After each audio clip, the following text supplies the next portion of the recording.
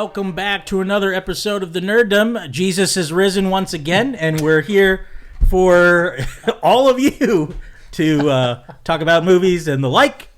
And I'm here with my co-hosts. Watson is losing. I'm Stan. Warranty. I don't know why Watson started losing. I did not know that's where we were going. Happy Easter. We tricked you all. This is actually a Christian podcast. Yeah. Oh, Happy my belated God. Easter, everybody. Hope you got a lot of Cadbury eggs. Oh, yeah. And all your baskets were waiting for you when you woke up in the morning. Oh, that really hurt. Hurt so good.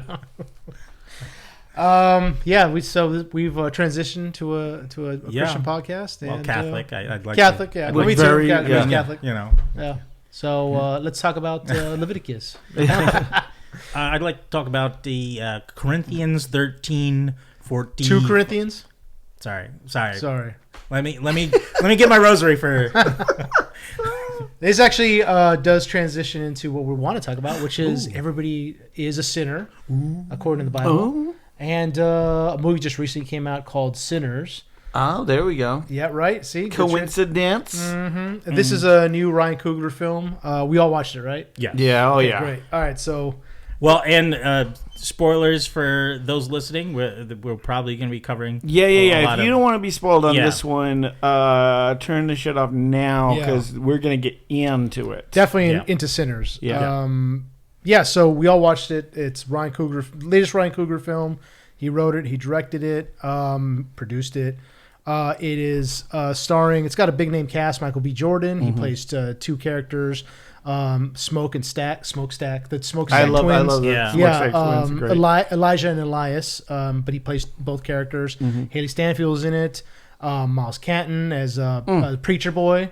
Is Which his name? is his first thing ever. Really? Yeah. I know was that. trying to look him up. I was like, who He is has this guy? not done anything else. This is his first ever movie, TV role. Nothing. Is he a musician? Like, is he like? I think he might be, yeah. But I mean, because man, that guy has a he hell of a voice. Cooks. Man. Yeah. He's really the lead of the movie. Yes.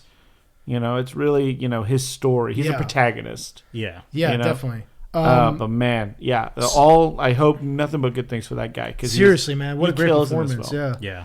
I have a lot to say about this film. Let me just start off by saying I loved it. Yeah. It's literally one of the greatest films I've ever seen. If this film isn't at least nominated for Best Picture, then the Academy can fuck off because what are you doing here? This was when I saw it. The thing that bugged me, I was like, "Fuck! I wish this was coming out later in the year." Because it's like it's always the movies around this time get kind of lost in the shuffle. Like this, if this was like an October, November movie, which I don't know why it wasn't. it would have cooked. Yeah, Well, but definitely regardless, November film. if it is nominated, they'll throw it back into theaters because that's what they do now. yeah, for that's true. Oscar. That's true. And Ryan Coogler did really great with Black Panther. Came out in February, which people forget, and that got a lot of nominations for costume work and everything like that. It got a lot of nods. So hopefully this will have the staying power and the legs of it, and not be one of those oh, I remember seeing that. Yeah, man. But yeah, I think I definitely think it's going to go into classic territory. It's going to be a movie that's going to be remembered for a while. I hope that it does well with the Blu-ray sales because I'm definitely getting it on Blu-ray. But let me just jump into it. Let me get my thoughts out on this film. Yeah. So it's very it kind of reminded me of a lot of like Dusk Till Dawn. And not just because, obviously, spoilers, the film and we saw it in the trailer, it has a lot to do with vampires. But it really is... Oh, what? Yeah, it really is a 2 films in one. And the first half of the film is about these brothers coming back to Louisiana, the Mississippi Delta. They've been in Chicago for a long time, for about 7 years, they say, working for Al Capone. They're obviously involved in bootlegging up there. They're both World War I veterans. Yep. And so they don't go into a lot of detail about what they did up there, but it's implied that they stole from the Italians and the Irish mob, and now they have all this money. They're coming down to try to open up their own juke joint, and they end up buying an old barn, an old sawmill, where they're going to serve food, have musicians, and have dice games, gambling in the back. So they're basically trying to involve their community that they left behind and reopening this juke spot. And they have a young cousin who is Sammy, who's played by Miles Canton, aka Preacher Boy. And they call him that because his father is a reverend. and he's a young guy, very unknown, but he can sing very well. And the real Miles Kenton can really sing. Holy shit! And he's really good with his guitar as well. So the film opens up with these two guys coming back, these two Smokestack, the Smokestack twins coming back to their hometown, and the film takes place in the span of a day, 24 hours basically, and them reestablishing contact with their community. They've got deep ties to this community, which they've been gone for many years. They have former lovers. One of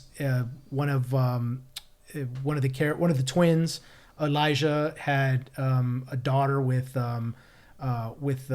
Annie, who is played by Wunmi Mosaku. I'm sorry if I fucked that up, but and she is kind of like a healer, spiritualist. They don't say voodoo. I don't think that's what it is, but she's definitely has some kind of connection to spiritualism, the supernatural. And they have a relationship. Their daughter passed away. It's implied that she was very young when she did, and that's one of the reasons why Smoke left the community and took off with his brother to Chicago after they came back from the war. And the entire first half of the film, this film is really amazing because it does. I kind of feel like the trailer threw us for a loop. It kind of pulled a fast one on us. Because watching the trailer, we're like, oh, it's cool. It's I'm so interested in it, but it's a vampire film. These two kind of like gangster guys, it seems, who like have to fight off vampires. Awesome, I'm down. But that's not what it is. Like the second part of the film is that. The second half of it, is that. The first half, and this is one of the things I really love this movie is because if the movie was just the entire first half of the film, the entire film was just the first half, I'd be happy. Because the film explores Sammy's supernatural ability to go in between worlds with his music, and which kind of which creates community, which creates cohesion within people, brings people together, but also attracts evil as well. The first half of the film is just the brothers establishing this juke joint along with their community. And really, it's about the power of music as this kind of bonding, time-transcending force that brings people together, brings other things, attracts other things, but is really this force that is able to bring people together, bring communities together, and transcends time. And it's really the plot. The first half of this movie is really. The plot is what's this community made of? The characters in it. There's Omar Miller playing Cornbread, who works as a bouncer, who seems like he's an old friend of the twins. Delta Slim, played by Delroy Lindo, is a pianist and also a blues player. An older blues player who's definitely been in the community for a long time, who's kind of turns into a mentor for Preacher Boy. And the whole first half of the movie is them getting the community together, getting Annie, Wunmi Musaka's character, to cook for them. They have two friends, Grace and Yao. Grace and Bo as their grocers, who also have a deep history with the twins, who provide the food, who provide the signs, who show up to the juke joint that night to help serve food and sell food. Haiti Stanfield has a relationship with Stack. Sometime in the past, she had a relationship with him. They were pretty much very much into each other, but circumstance. She plays Mary, and Mary is as a term has been around for a long time. She's white passing, which means she does have black ancestry, but she's white enough to be able to. It takes place again in Louisiana in 1932, which is it might as well be a whole different planet at the time. It's all very racialized society, very dangerous time for people of color.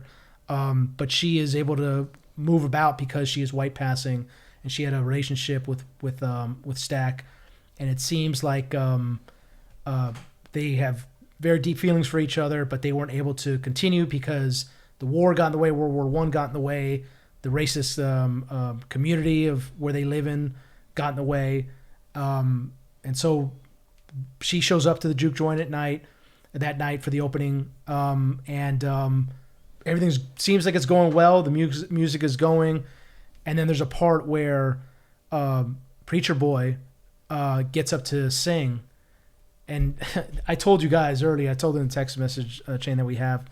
There's a part in the film, I didn't want to tell you where, that I got emotional, and like this was it. And this was this not only highlights Ryan Coogler's talent as a filmmaker, but also the beauty and the power of film itself.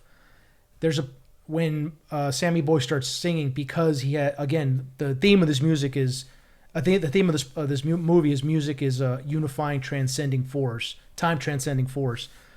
The camera pans over the dance floor and throughout the entire building as he's singing, and because he has this supernatural ability to be able to conjure up, this music as a supernatural element, you start to see in the crowd things that look weird, and you see people from different times. Like, so it's black culture, but you see guys doing breakdancing in the audience. You see African like tribal dancers in the crowd. You see a guy who's spinning a DJ booth. There's a woman twerking in the kitchen. They pass over to Grace and Bo, and there's in the corner, you see, because they're Chinese, you see Chinese dancers like in the corner of the buildings, like spinning.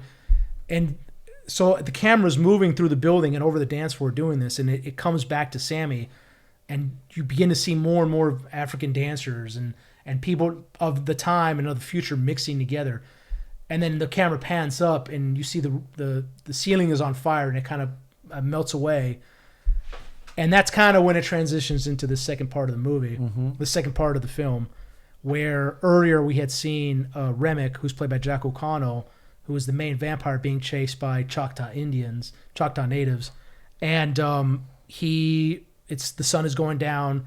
He's a vampire, so he can't be in sunlight at all. So he's kind of burning, and the Choctaw natives are chasing him down to this farmhouse, where we find out it's a couple who are involved with the KKK. And because he's a vampire, he can't be allowed in. He can't be allowed in until he's invited in. And so, of course, he makes up a story. The Indians are chasing me. They want to hurt me. They killed my wife, this and that. They let him in. The Choctaws eventually make it to the farmhouse. And they tell him that he's not what he seems, and I pray that you didn't let him in your house. And as it turns out, he kills both couples. And because, again, Sammy's ability to transcend time and space because of his music, he is drawn to the juke joint with this now couple that's been turned. And that's when the second half of the movie brings up. Basically, Remick wants Sammy to become a vampire as well, because he wants to be able to reach out to his kin. And as it turns out, as time goes on and we understand what's going on, the vampires begin to attack people.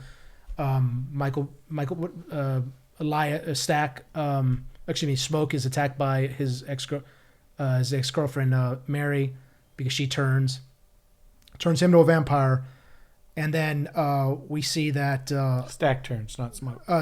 Stack turns. Yeah, it's same guys. Yeah. So Stack turns because Mary turns, and we find out that vampires can't come into a place unless they're invited in, and the patrons of the juke joint they're told to go home because Smoke kills Mary, and now Stack they think he's dead, so everybody leaves. And as they're outside, the vampires begin to turn everybody. So now they're surrounded. The juke joint is surrounded by vampires who are sticking around because Remick wants Preacher Boy. Yeah. And then now it turns into kind of like I mentioned earlier, it's Dusk Till Dawn. So it kind of turns into that, where it's the first half of the movie from Dusk Till Dawn is a heist film of these two criminals who take this family hostage. There's a lot of tension in there. Quentin Tarantino plays this like psychopath that we don't know how stable he is. And then the second half, they go to Mexico and they encounter vampires. Yeah. That's basically the rundown. There's more to it, but like, what did you guys think of this film? I loved it. I mean, like, I kind of wish... I love the teaser trailer we got maybe last year, where it didn't really go into any of the story details. It was very just atmosphere. Yeah. I kind of wish I ended up not watching the actual main trailer. Really? Which showed a lot of the vampire stuff. I really dug it, though. I thought the movie was... I mean, like, you're right. Like, that sequence with the music, I think in a lesser hands could be done... It could look terrible. It would make people laugh, right? When you've got hip hoppers and you know, guys in the 70s and like disco gear and like that could really take people out. So it's a real like hey, do you trust this filmmaker? Do you trust me to take you on this journey? Yeah. Because that's a real go home or enjoy the movie moment, I think. But you're so invested. I think there's so much groundwork into who these characters are and where they're coming from and what each one's goals are, that you're invested in that group. Yeah. So you want everyone to survive, you know. Exactly. You know, even the minor characters, like, you know, like you're like, oh man, I hope they get to see their daughter, or you know, like, or you know, it's just little stuff. When Cornbread walks off to go take a piss, in the theater, people are like, "Oh no, Cornbread!" I know everybody say like he's a, you know, and yeah, I just thought I loved every minute. I mean, I really loved it. I think one of the first things I wrote was like, "Oh, it's from dusk till Black Snake Moan." Pretty much, yeah. I was like, that was my little, because I've been trying to explain to people like the movie, because a lot of people are like, "What is the movie?" What is it? And I was like, "From dusk till Black Snake Moan," and they go, "Oh, I get it now," you know. But it is a lot more in that, and there's some. Just gonna... Yeah, I already watched it twice. I had to see it again just because I wanted to. I was like, if I missed something, I want to go back and see it. If anything comes out of it, I want Delroy Lindo to get a Delroy nomination. Lindo was amazing in this. I mean, he's an amazing actor in general. Incredible. But, and you know, I sent a thing on our group chat about, he did an interview about the scene in the car. Oh, did you see that? I didn't get to see it. No, I didn't see that. What so that monologue he has in the car that goes into the song. Yeah. That was cut of the, like, it was supposed to be like 3-page monologue he had, and it got cut down. And then he said, I saw a screening of it, and the whole scene was taken out because they were trying to cut it down for time or whatever. And he like begged the director, basically Ryan Coogler, like, we need to put that back in. And even Ryan Coogler was like, you're right. I'm glad he didn't. Yeah. Wow. And him going into song in that was an improv. Right. Oh, Like, he was just so emotional, he just started singing. Shit. And that's why, like, Michael B. Jordan turns to the kid and he's like, you got that guitar, better help him out, kind of thing. Like, that wasn't supposed to happen. Wow. That was just the magic of them in that car. Man, that's crazy. And that scene really, like, you know who that guy is now. You know where he's coming from. Exactly. Like, why he's hooked on booze, you know, to get rid of these demons that he's got. Well, and I was saying, the first half of the movie is about music and about the blues, and that explains perfectly what. Oh yeah. Because blues is quintessentially American. Yeah. American South. Yeah. You know, and there's a great part where Delroy Lindo tells Delta Slim tells Preacher Boy that, like, the blues, this is us. We did this. It wasn't imposed on us like religion. Yeah. Like, this is ours. Like, oh my God. Yeah. It's so good. And then even talking about, like, the plantation nickel. The wood nickels. Wood nickels, yeah. You know? Yeah, people were paying for their booze and wood nickels because that's all. A lot of them, that's the only income they have. That's the only currency and look, they have. you know, we don't want to get political here, but that's still going on today. There's people that work at Walmart who can't afford. They're on, you know, food stamps. Right. Yeah. That they use at Walmart. You know, it's like you know, there's always people trying to keep people down. Right. Well, there's a great part again where the twins, Stack is saying, we have to accept this. We got to accept the wooden coins because we have to let people know that this is a place for them. For them, yeah. You know, and Smoke Smoke plays more of a pragmatist. He's more of a realist. Stack is more of a loose kind of like wild gun. Stack is the one like, give me the money. Exactly. Like, he doesn't really care much about the community aspect. I think Smoke doesn't. Smoke doesn't. Yes. No. Smoke is the one that's with Annie. No, Stack is with Mary. Yeah, Stack is with the one with the fedora. Yeah. Yeah. He's the more loose one, wild kind of one. Yeah. Yeah. I wish I didn't say that. Yeah. Exactly. Yeah, it's confusing because it's played by they're twins. So I know. Yeah, Smoke is the more pragmatic one. Cousins. Yeah. Smoke is the more pragmatic ones. He says, we're trying to make cold hard cash here. Also, when he visits Annie, who's his ex earlier, some of the kids are in her store, pay her with. I wasn't sure what it was, but it looked like it was some kind of script. probably plantation script. Yeah. And he's like, why are you like, I'll give you actual money. Right. I'll give you real money for this. I'll trade you. And she says, no, I don't want your blood money. Yeah. Because she knows what they've been up to this entire time working for Al Capone. Yeah. In Chicago. But yeah, so they have a discussion about that, and Annie's on the side of Stack saying, no, this is, people work hard for this. It's wooden nickels, Right. but people work hard for this, so we have to at least try to accept it. And then because it leads into Mary's death because Haley Stanfield's character, because eventually they say, well, if we keep taking, we already did they do the numbers. We're going to run out of money if all we're taking is wooden coins, which we can't spend anywhere but the plantation, which we can't spend because we're black. Yeah. They're not going to take, we're not going to be able to plantation. Besides, if we could, what can we buy there? Exactly. Yeah. So that's so they have Mary go outside and speak to Remick and his two vampires who show up and want to be let into the Juke joint. This was another interesting. That's why I love this film, man, because nothing is black and white in this film. Pardon the pun, But so Remick's two, the people he turns were part of the KKK, but now they're vampires, and so that Remick wants to be let into. They show up with their instruments at the Juke joint, and like, hey, man, we heard your music, and really he's just trying to get to Preacher Boy, but of course they want to turn everybody in there into vampires. He says, hey, man, can we come in? And the twins and Cornbread stand at the door along with Mary and Annie.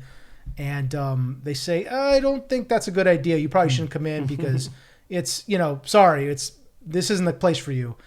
Did you see, I don't know if you guys saw this as well, but like, they don't let him in because they're white. That's why they don't let him in. He even because he says, because of this? Yeah, he like says, so it's interesting because he says, the guys say, well, what happens? They turn these people away, but they say, what happens if somebody spills a drink on them or steps on their foot or looks at their woman for a second longer? Yeah. And we're going to have real problems. Yeah.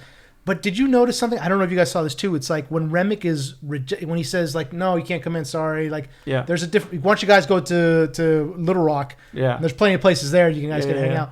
Did you notice that Remick was actually like a little like hurt by not being He's let not in? a racist. Yeah, that's he's not funny about it. And that's the other great thing about this movie. Like I wanted to get to that. The vampires in this movie eventually he wants everyone to be under one they umbrella. They tell the twins, well, at least Smoke. They tell like we don't give a shit about race. Like what the fuck are you race? What are you talking about? We just want to do a nice jig. They want to turn people into vampires to become part of this community of vampires. Yeah. And they don't care about race. There's another amazing part. The movie is filled with great music.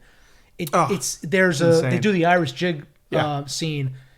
I don't know if again, because it's the Southern South, I don't know if Ryan Coogler did this on purpose, but it looked like they were doing a ring shout. So at one point, and a ring shout, if you guys don't know what that is, in Southern time, in the South, particularly during the era of slavery, slaves, and then after slavery, a lot of black people would go into woods where they were kind of by themselves, and they would do called ring shout. So a preacher or a singer would stand in the center of a circle, and they would start either preaching or singing, and then people would move around them in a ring. Huh. Yeah, so in a circle, and they would call it ring shouts because people would shout out. They would shout out like Bible verses or singing as they were moving around, and they would like dance and stomp as they were moving. And that's when I saw the vampires doing this outside the Juke joint, I was like, oh shit, is that a ring shout? Which is interesting. But another reason it was very compelling is because when you see the Irish jig, you can see that Remick is Irish. He starts singing these Irish things. But what I found amazing about the film was that it's the first time you see black and white people dancing together as individuals. Yeah. But they're vampire. It's terrifying. They're all enjoying it. They're terrifying because they're all covered in blood. They have their fangs out. They have the Cornbread's missing his face. Cornbread's missing because he got shot in the face. You see the glowing red eyes they have. Yeah. And they're dancing and having a great time as this amazing Irish music is being played. And then as Remick is singing, and then when he stops, everybody crowds around in black, white, and they're like patting him on the back and they're high-five. Everybody's having like a great time. Yeah. After they told the main characters, like, what are you talking about? We don't give a fuck about race. Like, what are you we don't care about that. We care about music and we care about being. So it's amazing that in this film, the vampires, they're bad. They definitely kill people and they're definitely evil, but they're not as bad as the KKK. Right. Yeah. It's leads to a great ending. There's a point where I forget who's quoting the Bible to Remick, but That's Preacher Boy. Yeah, Preacher Boy. Right at the end, yeah. And I love how he turns it around. It's like there were times where I went to that for comfort. Yeah. But it didn't find me, and now I have this, and this is... So I like how he kind of preached being vampire as like a new religion and just like a peaceful... Well, I think their own piece of heaven. Do you remember what Remick said to him because he's like, those were the words that were used to repress. Yeah, exactly. That's it. They're the words of the men who drove my father from his land. Right, Yeah. which is what happened to the Irish. Exactly. Yeah. It was the Catholics also. So yeah, and then Ryan Coogler gave an interview, and he talked about Remick and how old he is. And he goes back to ancient times in Ireland. You know, the gold coins he has, and the fact that I think he said something very interesting. He said, Remick, racial lines are confusing. Like they don't make any sense to him. Yeah. You know, not only because he comes from a different time, but also because he's a vampire. Right. To him, the only thing that matters is blood. He literally doesn't see race. He's like, I don't give a shit. You about all that. bleed red, baby. Yeah, exactly.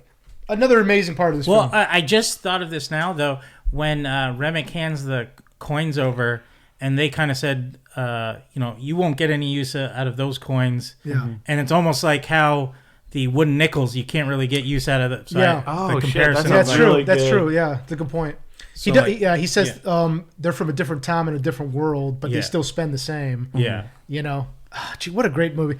But yeah, so eventually it comes down to the vampires surround this place. They can't come in because they have to be invited.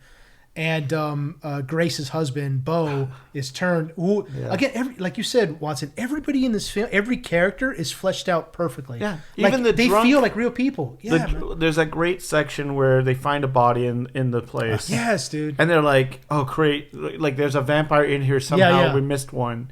And it basically becomes the thing where they all have to I thought so too. Yep. take the garlic. Yeah. And the tension is fantastic because you're just there like, oh shit, someone's gonna turn. And I thought it was like, because you see like, Delta, like you don't see him actually take the garlic. Yeah. And then it finds out they were mistaken the whole time. The guy just dropped a bottle of booze, which really sucks. Yeah. But yeah, like that character, like a guy was on the screen 2 minutes, and you're like, oh man, for a mistake, for a mistake, yeah. And he was just like, let me in. Yeah, everyone in this is fantastic. Even the Paulette, is that the girl that Preacher Boy's into? Perline. Perline, Yeah. She's Perline, the mayor of Gotham. Yeah. Oh, In the Batman. Yep. she's great in this. She's Yeah, amazing. no, Yeah, I didn't recognize her. I didn't recognize She her. does her. she does a sing and dance scene. It's holy shit. Yeah. That was good. Yeah. Yeah. This is, I mean, I've got every Ryan Coogler movie soundtrack because everyone cooks. Like, from Creed to, Black Panther, of course. Well, I mean, he got Ludwig for this, so it's like Ludwig Oppenheimer, Göransson, and then This guy is, Yeah. I mean, and he's so young. And Yeah. so Yeah, young man. in his career I still. looked he's at gonna be prolific. Ludwig Göransson. Yeah. I looked him up. He's just Jesus. Mandalorian. He's good. Yeah. Mandalorian. That's right. Like, this guy's going to be at this for a long time. He's the next hopefully. John Williams. Yeah, I was up. Exactly. Williams, John Horner, yeah. Yeah, man. But yeah, it's so it turns. What I was saying about Grace is because we like Grace and Bo, her husband. Yeah. They're just, again, it's a community made up of this multiracial community that they all seem like they have real people. They have a daughter. They run the local general store. They run several stores. Several stores, like, exactly. They walk down the street to they've got multiple. And I love how Ryan Cooglers. So like when her daughter went to go get her mother Grace, and the camera follows her, she crosses her, and you see the guys that got shot in the ass. Yeah, so they're getting taken care of. So but obviously, because anytime that Remick turns somebody, he absorbs their memories. Yeah, he knows everything they know basically. Yeah. So he turns her husband, a Bo, and so he threatens like, well, maybe we'll just go down to the town and turn your daughter into a vampire, and that's when she gets furious. So the entire time they're kind of biding their time, not really sure how. They know that bullets don't hurt them.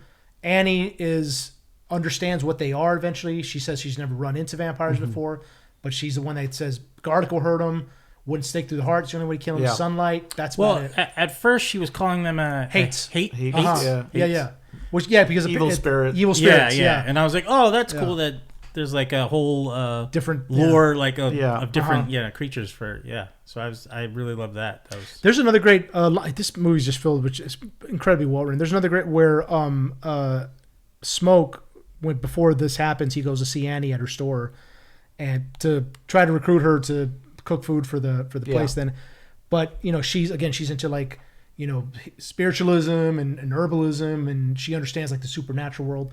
And he says, because he was in World War I with his brother, he says, you know what, this entire time I've been all over the place. He's like, I've never seen any ghosts, never seen any demons, no hates.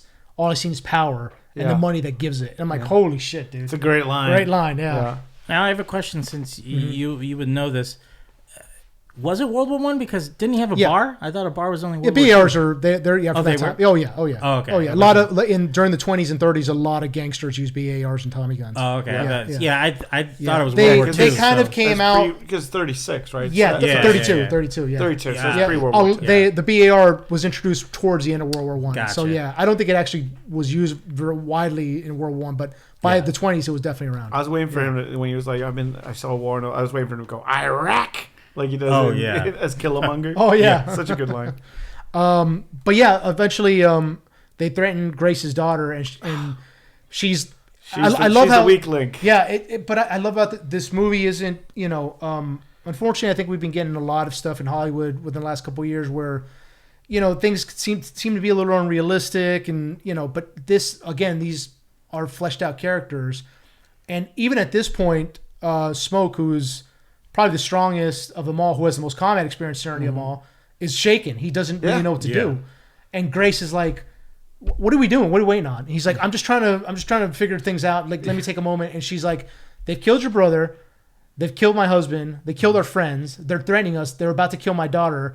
Like, if this isn't go time, then I don't know what is. And he's like, and then they kind of understand what she's doing. She starts putting together a Molotov cocktail. Yeah. And they start to restrain her, and she yells, "Just come on in, you Yeah, she invites motherfuckers!" him. It's like, Oh my god! And then the barn doors open, and it's I was just in a very loud nasty theater, fight. and people were just like, "Oh no!" Yeah, me too. Yeah. People were upset with Grace, And but she goes out like a fucking boss. She takes out her husband. It's just burning. Yeah. And it's like, ah. But this was my only guff with the movie is the action sequence when they run in, because the vampires jump on like two random people that were That not was a little there. wonky. Yeah, that was a little. And I was like, yeah. I don't. Yeah, because there's like three characters in the background. There's like three characters in the background. Yeah, and I was kinda like, where'd they come from? Yeah. So I was just like, you kind of see them when they're arguing over what to do. Oh, you see two okay. people sitting on the stage. Maybe yeah. Maybe So and you see them in the background. Yeah. So like but all of a sudden Most of the patrons have been taken out by that. exactly. Point, so Yeah, there's like 3 or 4 people left inside. But you're right. It was just kind of like they needed to throw some like meat some to the fodder grinder. to the vampire. Yeah, exactly. And I got that. I was just like, but also it bothered me because not all of them rushed in. Like there was so many people hanging out in the background. and then there was like plenty still outside. So it was like they would have been realistically, obviously they would have been overwhelmed. They would have overwhelmed the media. Yeah, exactly. But I get it. It's a movie and whatever. Yeah, but, so that was the only thing that was like, well, all right, that's fine. I wish that they had done something like if they had the BAR. Yeah. And probably like mowed some of them down. I love there's that.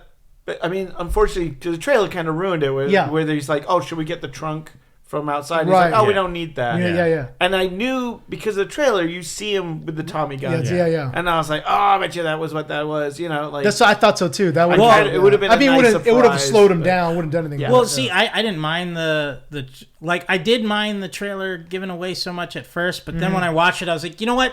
Even though they did, I didn't know how those things came to be. When there's so much more to the film than just that. Yeah, exactly. So I was like, oh, then that's just totally like fine. the last half of the film. Yeah. The trailer's the last half of the film. Yeah, it's true. Something that's what I loved about it. I really loved. I don't know if you guys noticed throughout the movie, because it even happened in the beginning. The light in people's eyes. Mm-hmm. Like there were points where, you know how you would see later the vampires have the mini like white dots.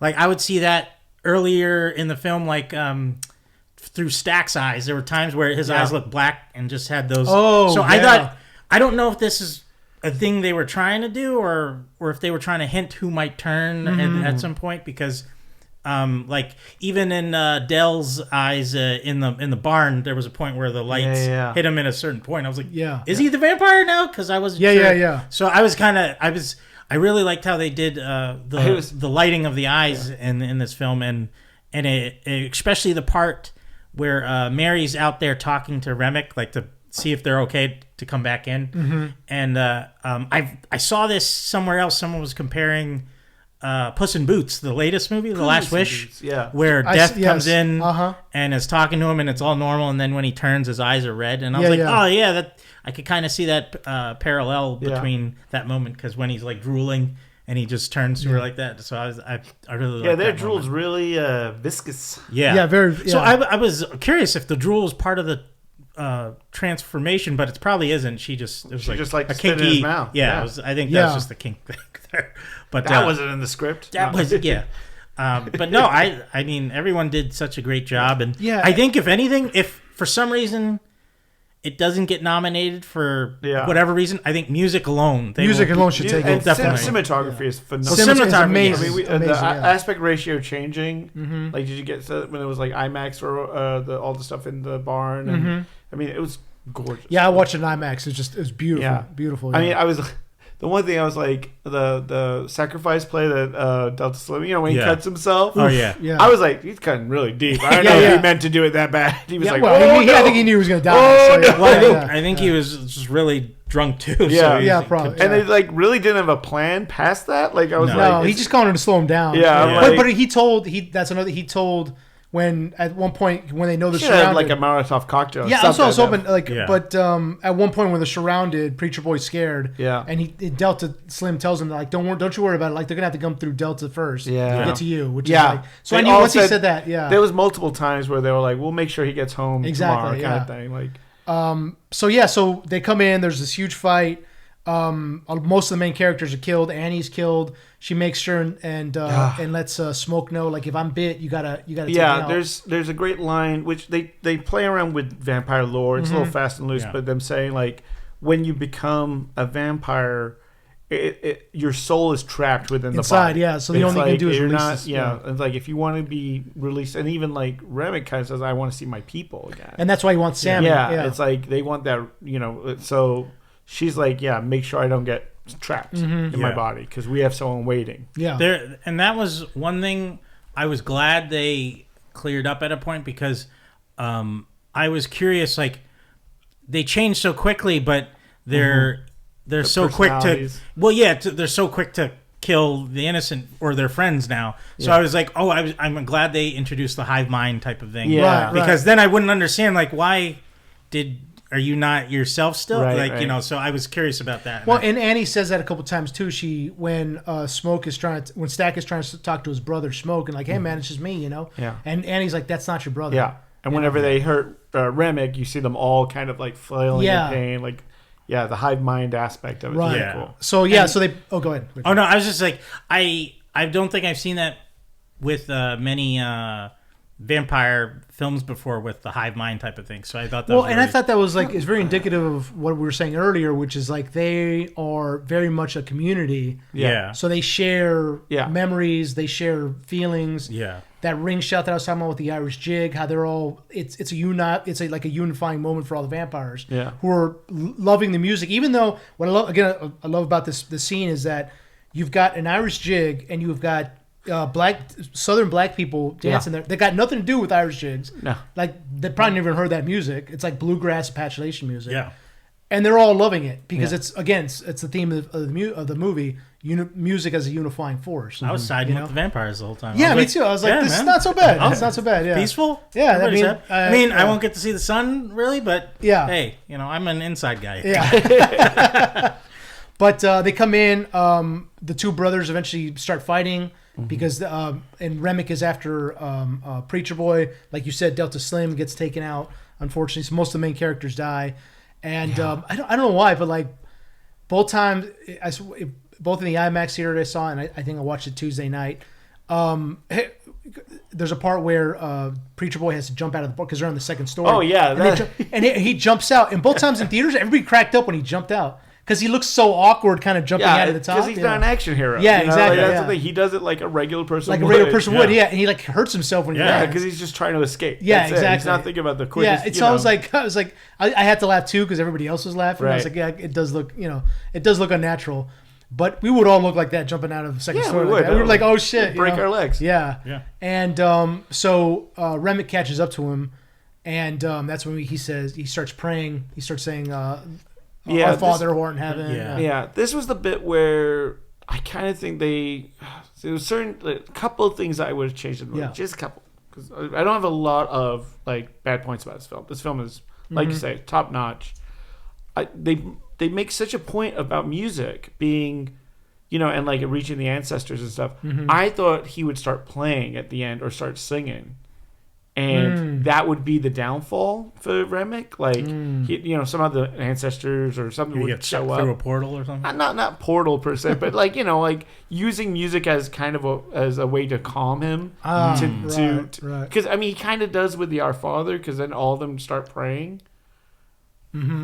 But and then he hits him with the guitar. But I was just like, I thought music would be more weaponized by the end. I don't know. It did seem that way. Yeah. I personally thought something was going to come into play because he kept dipping him in the water, and I thought he was like baptizing. Yeah, exactly. So I thought something more, I don't know, religious would come up to help him. Like if he had a cross from his dad because his dad's a something like that, or something. I don't know, but I just wasn't sure. Religion doesn't really. But it goes back to what I said about the vampirism being a religion. Yeah, he's baptizing him before he bites him and turns him. So I was like, oh, that's really cool. So there. At this point, it's a resonator guitar which has like a silver disc in the center. Yeah. And Sammy hits him with him and buries the silver disc. That was really good. Which again, anytime a movie uses practical effects, which this movie does use a lot of them. Yeah. I'm all for it, man. I love it. Well, that was one thing. I was wondering if he had the initial ability, but it was the actual guitar that opened, because the disc on there kind of it might resonate and create a frequency to open. Well, that's partially. Well, I know. Yeah, they didn't really get into the deep, ins and outs of it, but I thought that was part of why it invited them. Yeah, probably because they kept. Before they revealed who the guitar actually belonged to, I thought the person that they thought it was from, he was like the same way. He can open. So I was like, it's handed down and in a similar in a way. So along that line, along that vein, Chad, is there's definitely a lot of like Southern folk mythology in this movie as well.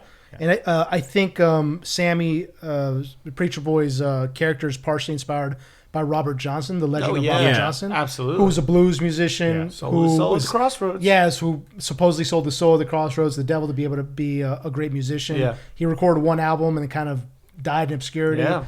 So I did pick that up.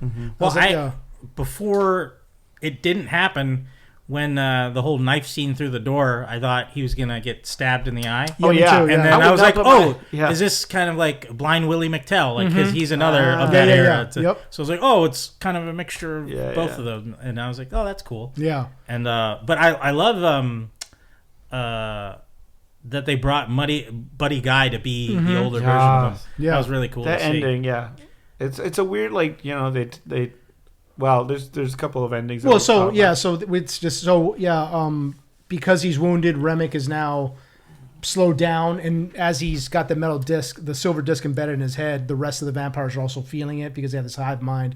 The sun comes and then before he can finally finish signing off, he does scratch him side of his face. Yeah, he's got a scar. So before he can finish him off, smoke comes up and stabs him in the back with a wooden stake. And the sun comes up, and of course they all burn. I thought it was really interesting how, as he was burning, he was like looking at the sun, because another thing the vampires say in this movie again is like you said, Chad, like we're never gonna see the sun again. Yeah, so it was interesting how he looked like he was like staring at the sun as he's burning up. That sun comes up real fast. Real fast. I was all like real fast. There was no dusk. It was just like boom. Yeah, that was heavenly sun. Yeah. Sammy goes back to his preacher father, who's basically trying to tell him to abandon music, to just stick to religion and stick to the plantation work. And he says, are you gonna accept the Heavenly Father as your savior, basically? Yeah. And he's got the piece of the guitar. Let go of the guitar. Yeah, he's got just the arm of the guitar left, because he smashed it over Remick's head. And we see him driving away with holding the guitar close to him. Can't let it go. And then at the end of the movie, the second to last ending, we see Smoke waiting in the woods. Yeah. KKK pulls up because Remick had already warned him and said, "Hey, they're coming to kill you, the KKK." Yeah. We don't give a shit about that. Yeah. So the KKK, and he just ambushed the shit with the BAR with the Tommy gun. Yeah, it's a beautiful. Fucks him up. Yeah, it was great. Well, he takes off because he's got that protective pouch. Yeah, to animate him. Oh yeah, so that's the other thing. Yeah, so at some point Stack was trying to bite him, but he couldn't. It seemed because he had that protective pouch that Annie had given him throughout the years. Like she'd given him earlier. Kept you alive in the war. Well, and that was the other thing. He brought that up at her store and said, like he said, like all I've seen is power. I've never seen any kind of. And she said, "Don't you think I've been using all my abilities this entire time, keeping your brother alive?" And he says, "Well, why didn't you bring our daughter back?" Which, oh God. Yeah, I heard that. But then going back to the daughter, KKK is dead and Smoke is wounded, and he sees Annie with her daughter. Yeah. And God, it was. It kind of felt like he was right. He was right. I mean, he took off that pouch to be like, okay, I'm gonna fuck these guys up. And I'm ready to go. Right. Yeah. Be with my family. Finishes off the KKK guy, the dragon, with a beautiful burst of machine gun fire. Yeah. Cuts away, and then we see it's 1992. Yeah. And we see Sammy, a preacher boy now, played by Buddy Guy, performing in his own blues club, joint in Chicago, right? In Chicago. Yeah. Because he said he's always wanted to go there.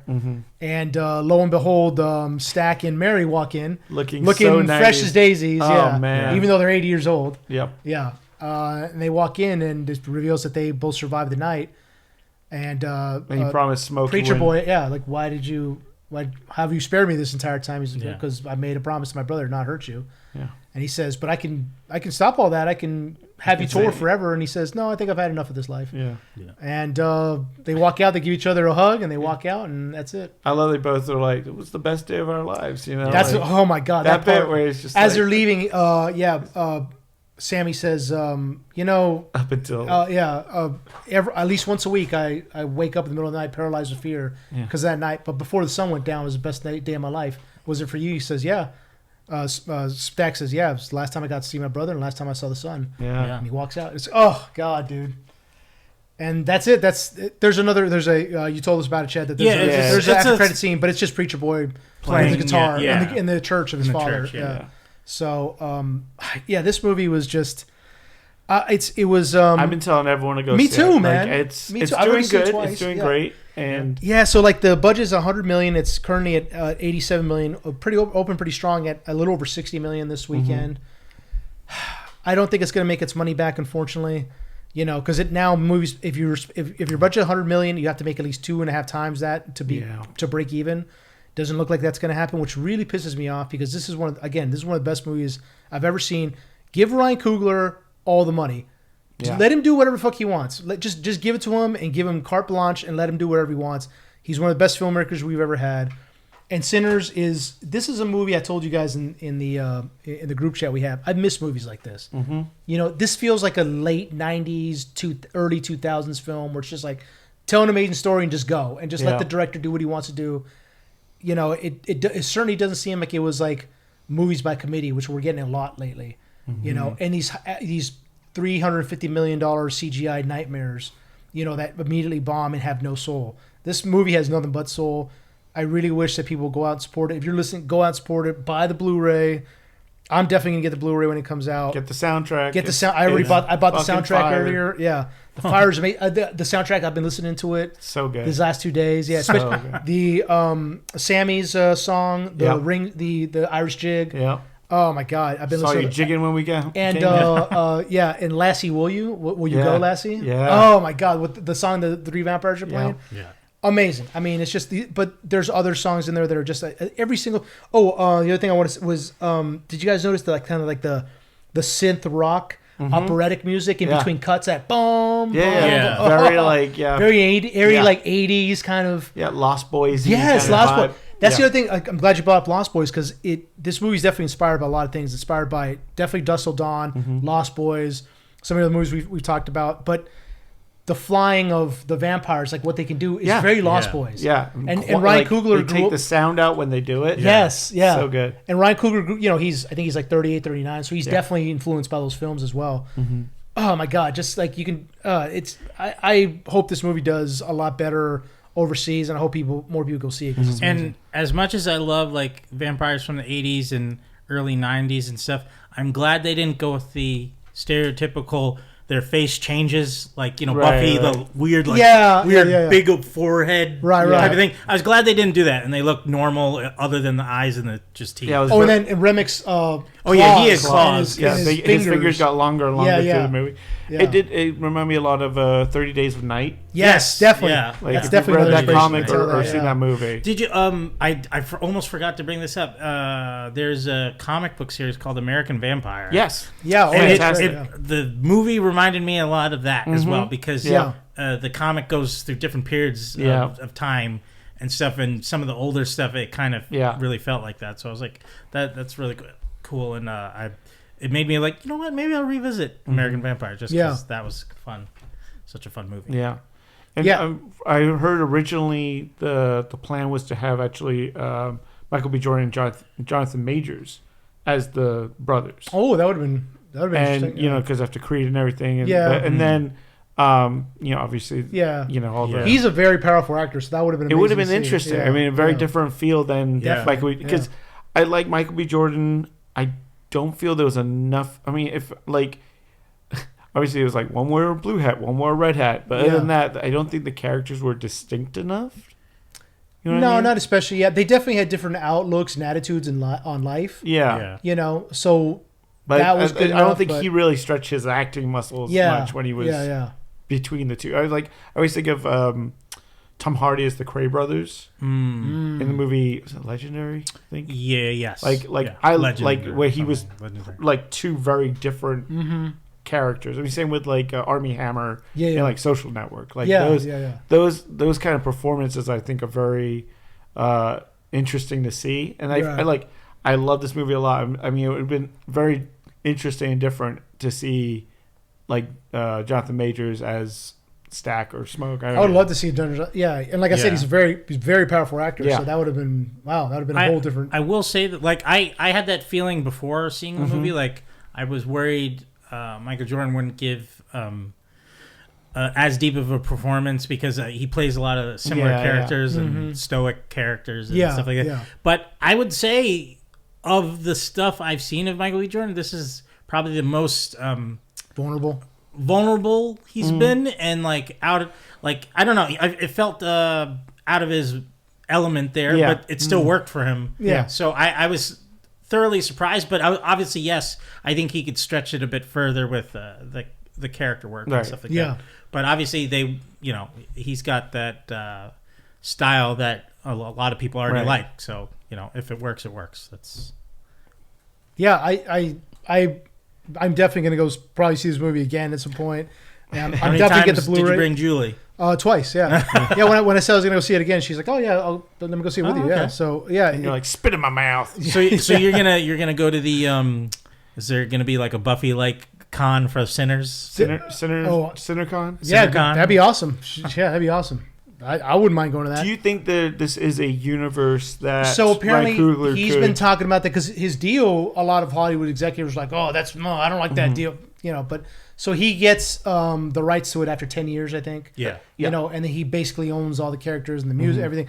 So I had heard that he was trying to turn it into a TV show within this world and maybe do like another different type of movie related to it. At the same time, or would it be? I don't know. Probably I would imagine set at the same time.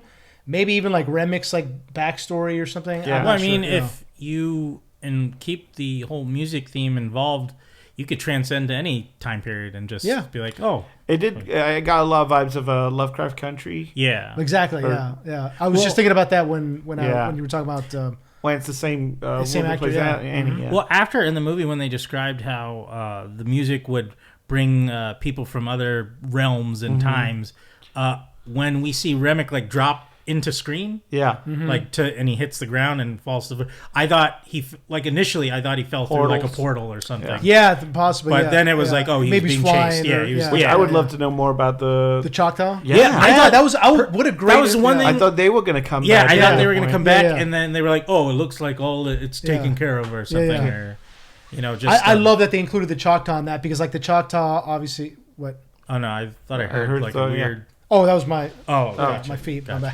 bad. Yeah, I love how they included the Choctaw in this because obviously they're part. They've been there longer than anybody in that area, but they also have a deep connection to spiritualism, and they knew what he was. Way ahead. Yeah. They knew everything that was going on. Exactly. They were hunting him down. And, I could see a prequel with them finding out what the vampires are. You know, them fighting them off. That would be interesting. Yeah. So. It was great. I mean, I can't say enough about Sinners. I loved it. Please go see it. Unfortunately, it looks like it's going to lose money, and that sucks because we need to support movies like this. We need to support filmmakers like Ryan Coogler. I hope it gets a second life and gets re-released. You know, down like I'm saying, November, October would have been better. Yeah, better for this movie. Well, and if it is nominated for an Oscar, they'll most likely put it back in theaters for people to see if they haven't seen it. And again, the Academy doesn't like horror films, but this isn't really a horror film, man. It's like I keep saying it's a movie about music and black culture in Louisiana that just happened to have vampires in it. Right, that's why I was like asking you guys like online, like how gory is this? You know? And it's like it's not really. I mean, there's some bites, but other than that, it's really tame, kind of. Well, I would just say the makeup for a couple of the characters where Cornbread, his face is like blown apart. Yeah. And then maybe... But even that's more... Remix, head when he gets the thing in there.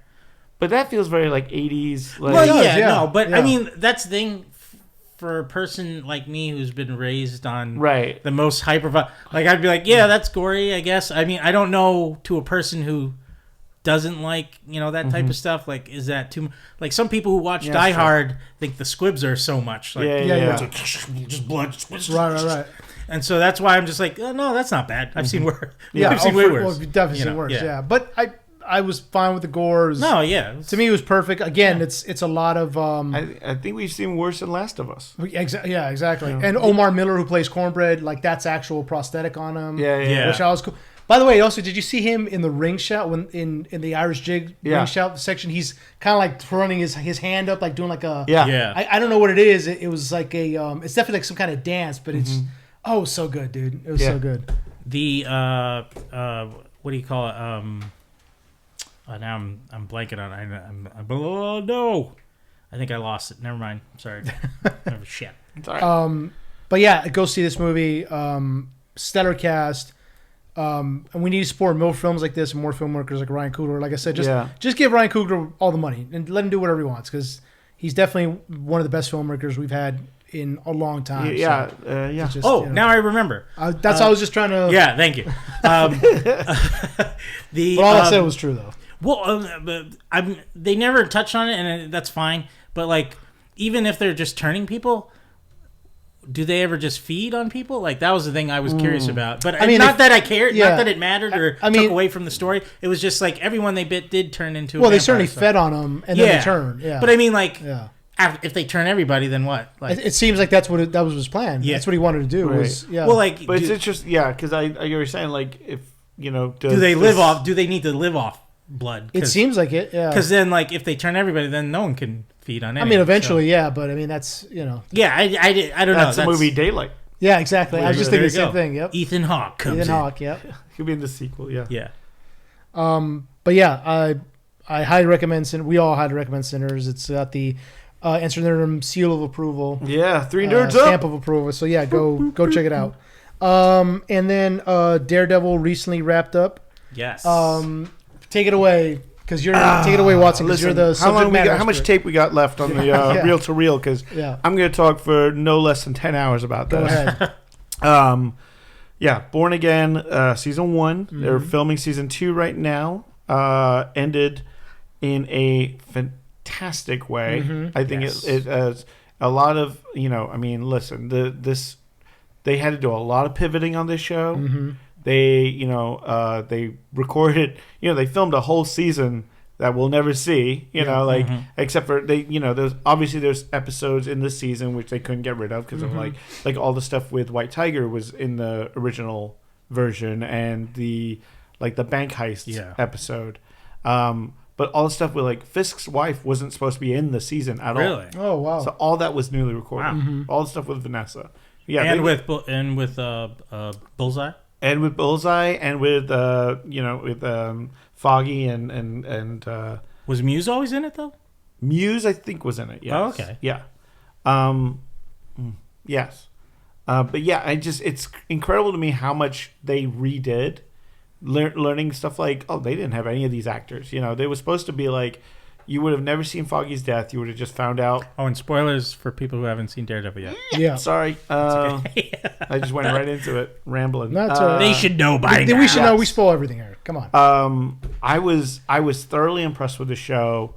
Charlie Cox and Vincent D'Onofrio are like killing it in this season. Mm-hmm. We got to see, obviously there's parallels to politics that's going on with the whole Wilson Fisk stuff, which is pretty fun, and how he's learning how to utilize his power properly, and like he's still a mobster. He doesn't get like you have to go through committees to get stuff done. Like he's like, no, fuck that. I'm just gonna call in state of emergency and shut down New York. And do everything myself. And I created this whole task force on my own. And so it was supposed to start with just like Matt Murdock in a whole new, the new firm and everything, and with no real ties to the original show. And I'm like, that would have been really interesting. I mean, it would have been. I don't know if people would have dug it. It would have been weird. Yeah. They were like trying to like, because it would. I don't know if they were like afraid to touch anything that the original Netflix show did, or I don't know. But well, I mean, like if it was that way, we would have to watch him connect with characters all over again. Yeah. And then like that was one thing that I was already getting annoyed in the is his new partner. What was the girl? I don't remember her name, but she kept going, "What's going on?" I was like, "Just fucking tell her, Jesus Christ!" At this point, because like we had to do with that for 3 seasons in Netflix, so it's like, I don't want to deal with this again. Either they know, or they're fine with you. Come up with great reasons to and then like introducing the character Cherry, who wasn't in the original show, to be like, "Oh, this cop knows I'm dead." Yeah, and I liked. He was great. He was it was his like, because I don't know, in the comics, did he have like a cop that he like spoke to? No. Or was the priest his thing? That was the priest, which they got rid of in the he got killed in the last season. So they kind of needed someone for him to bounce off. I guess. I was hoping he would kind of go back into his like church roots, because he lost Foggy, and he's all these things are going wrong, and he's losing faith in the city. Like, I think he needed to find faith again, but obviously they didn't want to go that route, which is fine. But I just, there were parts where I got frustrated with it. But I really thoroughly enjoyed the season. I thought the action was amazing. Yes. Like some of the, I was like, this is a Disney Plus show. Yeah. Mm-hmm. And they're throwing fucks out there. They're breaking limbs left and right. We saw one of the most incredibly graphic head crushings that I think I've ever seen. That's like Game of Thrones level shit. I'm so happy they just didn't do the squish head. It was like he just put one on the lower jaw, and the head went. I was shocked. Like when that happened, my jaw dropped. Well, I remember we were all worried about like Disney-fying this. Yeah, exactly. Like, there's not gonna be blood or gore. Right. But we were wrong on that. Especially like when he showed up for the one episode of Echo and one episode of She-Hulk. We're like, okay, this is probably what we're gonna be getting into. Yeah. And they're like, nope. This is that was like fun for those shows, but this is gonna be a whole nother level. And I'm glad they stuck with it, man. Yeah. Well, I part of me was wondering by the end of the season if he was gonna work through his anger, and then he slowly kind of becomes that MCU. Because you got inklings of it, because he's been faking that he's fine, with the state of things, and I think that he might slowly turn into that, as Kingpin will slowly turn into the unstoppable force. I like because based on the comic books named after Born Again, which is the 1980s series that Frank Miller did. It was one where Karen Page sells out Daredevil's secret identity to Kingpin, and Kingpin slowly takes apart his life to like leave Daredevil like literally like living on the street, and like he's got no law firm, he's got like nothing, none of his friends, nothing.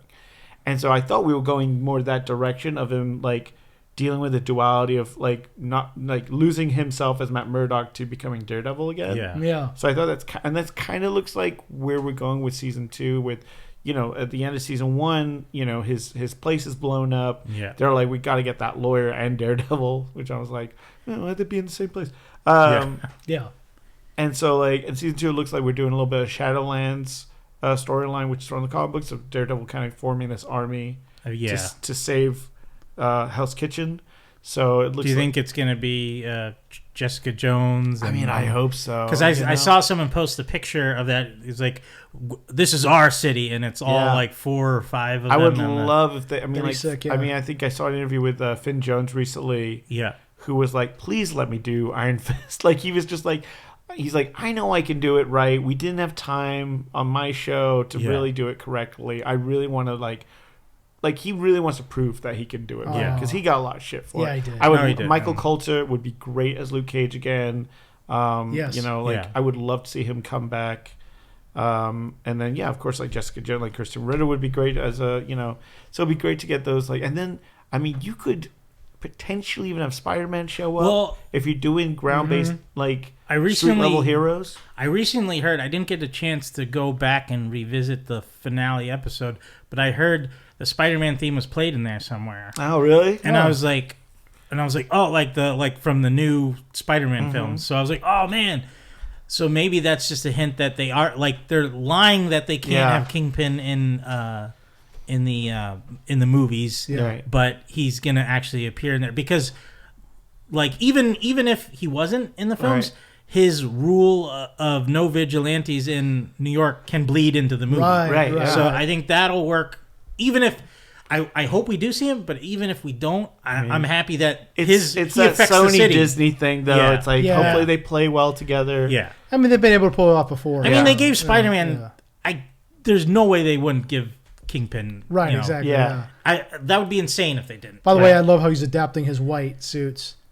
Oh yeah. Well, I Slowly, also through the course of the show, getting bigger. Yep. Well, that was the thing because when I was watching or when they showed the trailers initially, I was like, oh man, he lost weight and he's not big anymore. Yeah. And then I saw what they were doing because like he had that one plate with a Full piece of chicken sausages, and some asparagus, and then like. When he goes down where he's torturing the Adam, he's got just this big plate full of Italian he's bulking up. He's just Italian sausages. It's great. Just downing And protein then like powder. you hear like one-liners like my suit's not fitting right. Yeah. You know, I was like, oh, they like shit. rip when he puts it on. Yep. Yeah, I love that. It's just like The whole my favorite moment in that series is when he's talking to Adam in the cage. And he like throws him the axe, and he's like to even Take the your playing shot. ground. He's like, shot, and then Adam's like, oh, he wants Adam. I was like, man, you're so dead. He's like, you should have stayed in the cage. Exactly. I'm surprised he didn't die. No, he held back, I guess. Because he beat the shit out of him. Yeah. And the only downside I thought of the season though was how short Muse was the run. Yeah, me too. I thought at least he would last 3 episodes. So did I. Yeah. So did I. Yeah. Yeah, it's a kind of a waste of a character. Yeah. He's such a great villain. Yeah. In the books, and I mean, they got to the gist of it, I guess. Like, Yeah. using human blood for his art and everything. True. I think the fact that they connected him with the therapist that kind of shortened his run. Like if he wasn't connected to Daredevil, I think he would have lasted longer. So. But, the combat between them was amazing. It was really good. I love how he's like, my parents forced me to do Taekwondo. I hated it. And he's like just beating the shit out of Daredevil with it. And like you hear the background, I was like, he killed his own master. Yeah. That's like top. I was like, oh, damn. I love the escape with Bullseye. Oh, yeah. He like spits out his tooth into the guard's face and kills him with now, it. here's I'm still questioning it.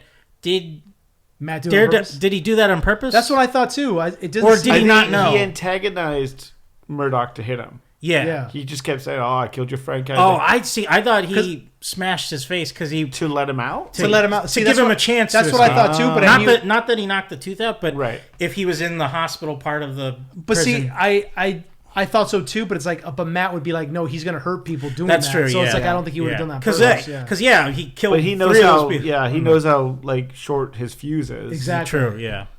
Yeah. So I think that it seemed like I don't think he did it on purpose, but when he said, "Oh, thank you, counselor," Yeah. because he realized he had knocked his tooth loose. Yeah. And that's what he said. I was like, "Oh shit!" And I can go to the And infirmary. later on, when I saw the tooth in his mouth, and like that, I was like, "Oh the shit!" smile and Yeah. he just spits Oh, it. shit, Yeah, yeah. I was like, oh, so That was a good. great escape. Yeah. No, What did you guys think of the Punisher Daredevil fight versus the cops? Did you like it? It makes me laugh because Matt Murdock is very much like "Thou shalt not kill." Is very, Yeah. season 2 of Daredevil Netflix. We have that great conversation where he's telling Frank like you're doing it wrong, like you're one step too far, and it is like Frank is just fucking murdering people. these He's cats, like dude. murking, Yeah. and yet again, bloody as all hell Bloody, yeah. for a Netflix show, and he's like stabbing that shit Did out. you of guys? people. Yeah. I mean, it was just fun to see Punisher tear through people again. Yeah.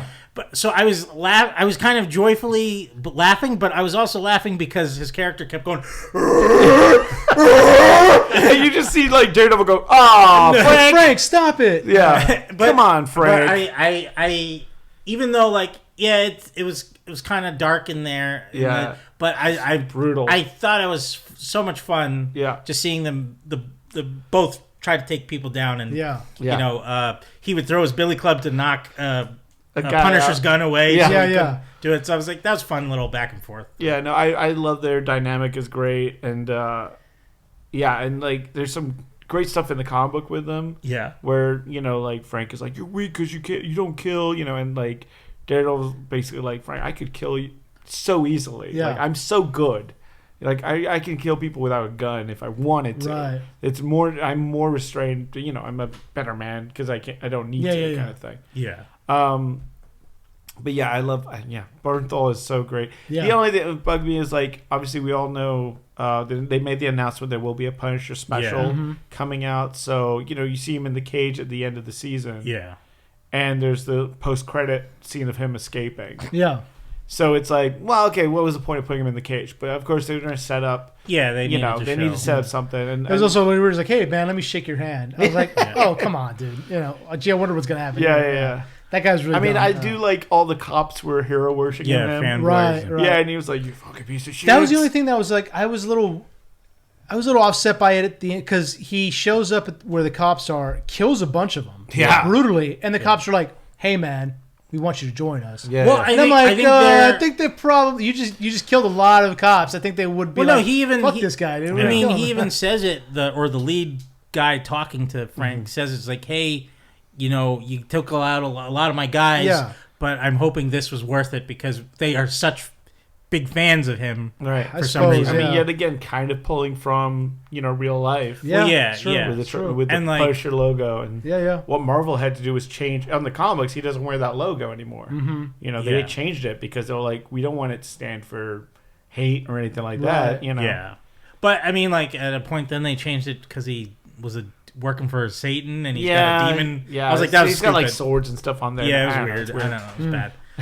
bad. But no, I liked that interaction. It was like you like following me, and then he starts talking with you, and he's like, You don't know my pain. You don't know my pain, and then Yeah. and I was like, oh, we're getting another Frank scene. I was like, oh shit. Yeah. And it's, Berthel always brings yeah, it, he man. always, Yeah, he does, man. He Bernthal delivers. brings it 100%. Yeah. I mean, I think it was a good ending to a good series. Yeah. I really can't wait to see what they're gonna do with the rest of this. Yeah, man, it's. I did Thank you, Disney, for keeping it along the lines. Yeah, I mean, and because they've been posting like both Vince D'Onofrio and Charlie Cox. They've been posting videos of them filming season 2, and like there was a shot they kind of showed behind them. It's the gym. Of Murdoch's dad. Yeah. Box set. So I was like, oh shit, they're going back home. So I'm excited where it'll go. Yeah, me too. And I hope it also just connects to the movies as well. So we'll see. Yeah, I just hope that because they kind of tease at the end that when Daredevil has that big speech to like kind of get his arm, which was funny, like him walking into Josie's to get his army, and it's just like a bunch of bums. Yeah. And the barflies. I'm Yeah. like, I thought it would be like some Avengers in there, but Yeah. But and he talks about being a city without fear. So I hope we do give him the moniker, the man without fear. And we get it looks like we're gonna get the Double D logo next Sweet. season. Yeah. Well, looks like he goes to the black suit. Right? Yeah. That's the black and red. Shadowlands look. Yeah. So yeah, man, I'm excited, and they already announced it's coming out the same time next year. Nice. Oh wow. So okay. yeah, because they've been pushing him. Yeah, man.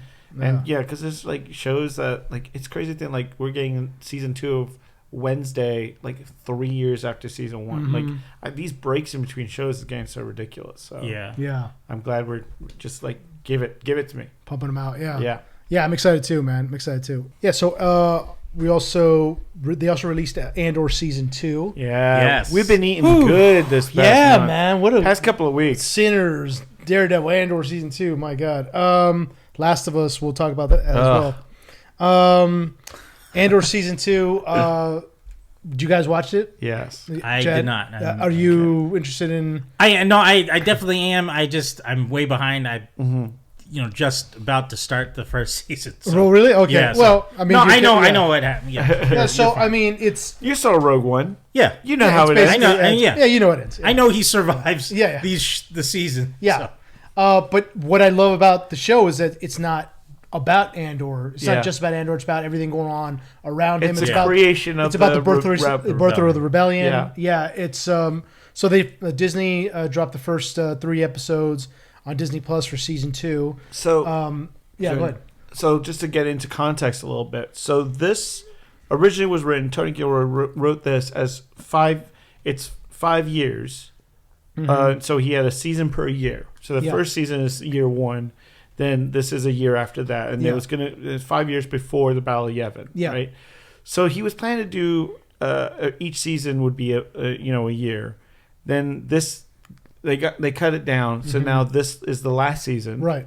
And it's going to be one season, which is the 4 years. Mm-hmm. So they decided, and I thought this was kind of smart, of dropping these in like groups of 3. Mm-hmm. So the first day it dropped was 3 episodes that fill up that first year, basically, or second year. Second year, yeah. Yeah. So how many episodes are planned for? I want to say it's 9. Yeah. 9. Oh, okay. Yeah. Yeah, and it's going to end. Well, he's already said that it's going to end right where Rogue One begins with that character. Awesome. Oh, okay. So we're definitely seeing an interesting way of storytelling. Yeah. Yeah. And I mean, they play like movies. Like they do. there's 3 episodes. Yeah, they do. It's each episode about 50 minutes. And it's so beautiful to look at. Yeah, Dude. it's gorgeous. God, it's gorgeous. It's gorgeous. It's The beautiful. First My God. shots of this season Yeah. is Andor steals a TIE interceptor. Like it's an experimental fighter. yeah. Yeah. And it's all practical. And Wow. they're in this hangar. They got the giant TIE fighter there. Yeah, man. He goes. I mean, it's gorgeous. And It's then, just like in some of the scenes on Mon Mothma's home planet, they look like screensavers. Like, my God. Yeah. They're beautiful, man. the money they must have spent. It's all there on the screen. And even we see some of the rebel fighters from the first season are held up on this like agricultural planet, and it's these huge, long shots in these wheat fields. You know, and it's just gorgeous stuff. Yeah, and it's beautiful stuff. Yeah. So I mean, the first episode, he steals this TIE fighter interceptor. It's an experimental fighter. He wasn't trained to fly it, so he kind of has to figure it out. Yeah, the controls are way off. From It's normal. so good because he has to fly out of this hangar. It looks like he's home free. He's got somebody on the inside who is a Imperial TIE fighter mechanic who lets him into the bay, and he's posing as an Imperial pilot. And he's like, yeah, I'm just gonna fly it out of here. She says, give me a 15-minute head start to get out. Okay, great. And she's like freaking out because she's like, I've never done anything like So this. great. Wasn't that great? And dude? he's got to calm her down. Yeah. And she's like, I'm not supposed to look at your face. He's like, hey, look at me. And he's like, you're doing this because you realize that what the Empire's evil, and we have to stop it. Which is kind of what his story in the first season was. I felt he was believe in it. He was telling his story, like he was like pumping. He was like trying to calm himself down. Yeah. So he's just telling this young woman who's a Imperial mechanic. Yeah. Like, you're doing this because you know it's right, because the Empire has to be stopped, and like she's crying the entire time. Yeah. Wow. It's oh my God, it's so good. But anyhow, he gets in. Finally, he's in the interceptor getting ready, and he's like, here we go. He looks all confident. Yeah. And I think backs up because he didn't want to fly it, and he's just like banging. Yeah, he's just banging all over the hangar. And he's like, shit. Yeah, he's like the alarms are going off, and of course, like a bunch of stormtroopers come out. He just blasts them with this thing. And it's great, man. So he finally gets out, and he makes it to a planet where he's supposed to do a rendezvous. Yeah, he was supposed to give it to another pilot. Right, but a group of rebels. This is again why I love Andor, because yes, there's good guys and there's bad guys, but they're also humans. Yeah, which means that there's grays and to everything. And they talk about that in season 1 with Saul Guerrero. Where he's talking about like we can't get any of these people to align with each other. Right. Like, there's no rebel alliance at this point. They're just rebel groups, and each one has a different factor and have different things. So that there's just infighting all the time. Right. The only thing that unites them is that they hate the Empire. Right. But that doesn't mean that they're united in the rebellion against the Empire that they're actually united. It doesn't mean that, So they've crashed down on this planet. There's a group of like 15 of them. The kids. And so they take him captured, and he's like, "Who are you with?" And they, of course, because he's wearing Imperial stuff, they hate him immediately because he's an Imperial pilot. Yeah. He's like, "I'm not. I'm with the rebellion." And they say, "What rebellion?" Yeah. Which I love. It's like it's not even to them. Like, is it a rebellion? Like we're just anti-Empire. Exactly. Like which faction are you with that's against the Empire? That's basically. And he's like, "I'm not telling you who I work for." And again, this is why I love Andor, because they eventually it turns into Lord of the Flies. It really does. They're running out of food. They have almost no water.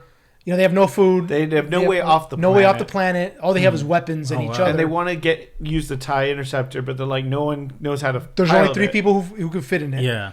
And it's like, well, who's gonna go? And then there's these 2 kind of like leaders within the group who are clashing with each other. And again, Andor's like nothing about Star Wars surprises me anymore unless I watched Andor, and then I'm like, what the fuck was that? So there's a point where one of the rebel fighters is being one of the other rebels, this woman who's part of the group, is like talking shit to him, and it's like, yeah, I mean, your brother left you. You're a coward, just like your brother. He's like, what? Yeah. And he points his weapon at her. She's like, what are you gonna do? And he fucking shoots her, and I'm like, holy shit! Yeah. And then another guy shoots him, and then the two groups break apart. The splinter. And now they're firing on one another. Holy crap! And so one group is like over by the TIE interceptor, and the other group is like in Andor's ship from season 1, but it's all beat up now. Yeah, it's crashed. Yeah. And and Andor's there too. So they've got the pilot, they've got the ship. Yeah. But neither one want to work together. If they just work together, they could probably get off the fucking planet. Well, and the other thing is like, so Andor's like, I'll go and get help, and they're like, who's gonna go? Yeah. Are you gonna go? I'm like, so there's only 2 seats. Yeah. And there's 15 people. Yeah. So they start to fight over who's gonna go. Instead of just saying, okay, you guys go, and because another person that was within their group took the only other functioning ship. Yeah. And took off. One of the brother of one of the rebels, and took off. So now they're like blaming him for his brother taking off. And then there's like, where's the other pilot I was supposed to be? And they're like, we killed him. We didn't know who that guy was, so we shot him. Yeah. So the first episode is Andor always finds himself in like the worst situations. He's seriously. Really, he's just like from bad to worst. Like it's just, could not get a break. Last time he was on that Paradise planet, he just got swept up. Yeah. And got sent to a prison for fucking like 6 months. Yeah.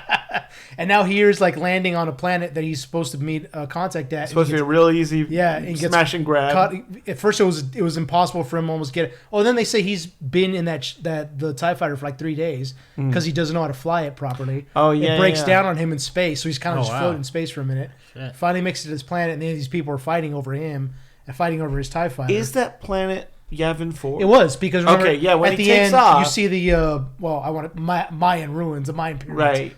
Whatever that race was. Right. But the resemble I thought it was. I was like, wait a second. Yeah, so it's just like it also seems like if they had just gone a little further north or whatever it was, that they could have found something. Yeah. Yeah, but again, because they're so busy infighting. Yeah. So eventually he does make it out. He takes, again, Andor is, it's a rough show for the characters in it. Yeah. Because Andor, while they're infighting, they begin to do a treaty. Like they'll meet in the center, put their weapons down, the 2 groups, and they start talking, and they're doing like a rock paper scissors thing, which is it's very childlike. Yeah. Yeah, it's just like they're doing like a rock paper scissors thing, and then they go do this like like they'll like express lion face, lemon face. Yeah. And as who knows what, but it was fun, whatever it was. And then Andor ties the guy up that's guarding him, gets to the TIE fighter, And there's a guy sitting in it who's like told to guard the TIE fighter. And he just blasts him. Andor just kills him. Like, up, and he takes off. He doesn't give a shit. No second thoughts. Well, and there's also like these wild beasts that are roaming yeah. around and eating everyone.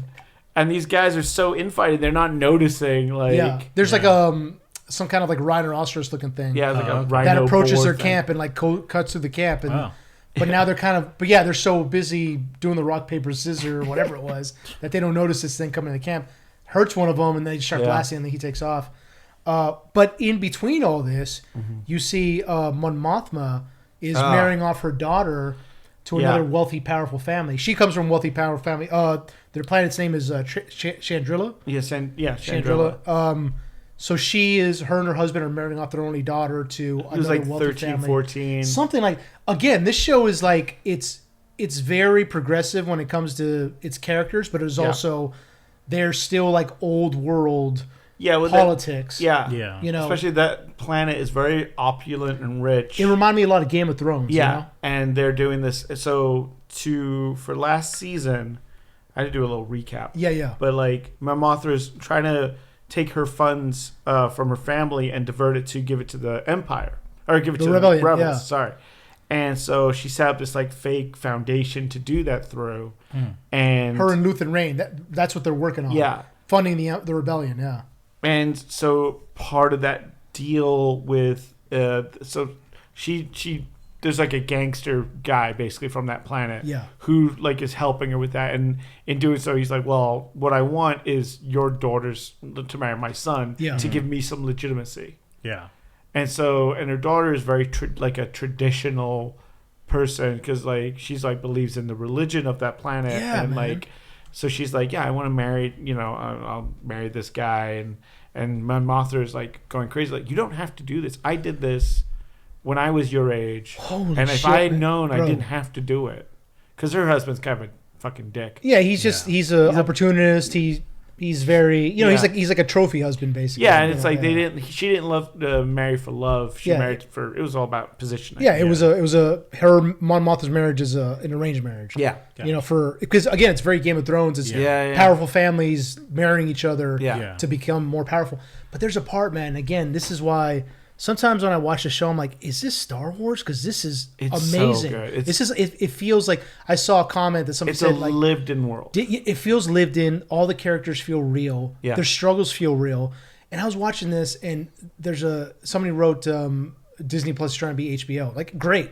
Yeah. Great. Yeah. There's a part where Mon Mothma takes her daughter right before she's supposed to get married. Yeah. So she pulls her daughter aside, and Mon Mothma tells her daughter, like, listen, you don't have to do this. Yeah. I did this. Like, I thought I was drunk. Oh yeah, my mom was drunk. Yeah, at my mom was wedding. drunk, and if you don't have to do this, it's okay. Like, we can just go out there and just tell everybody it's not the time, it's too early. And her daughter looks at her and says, I wish you were drunk. Yeah. And she turns. I was like, oh my god. Yeah. I was like, yo, it's hard. Like I couldn't believe it, and like the way she says it to her, like, you should go fuck yourself. Like, I know what I'm doing. I couldn't believe it, and she just turns around, and then my mouth was like, stop. You shall not go out before me. So like you want to follow tradition, so am I.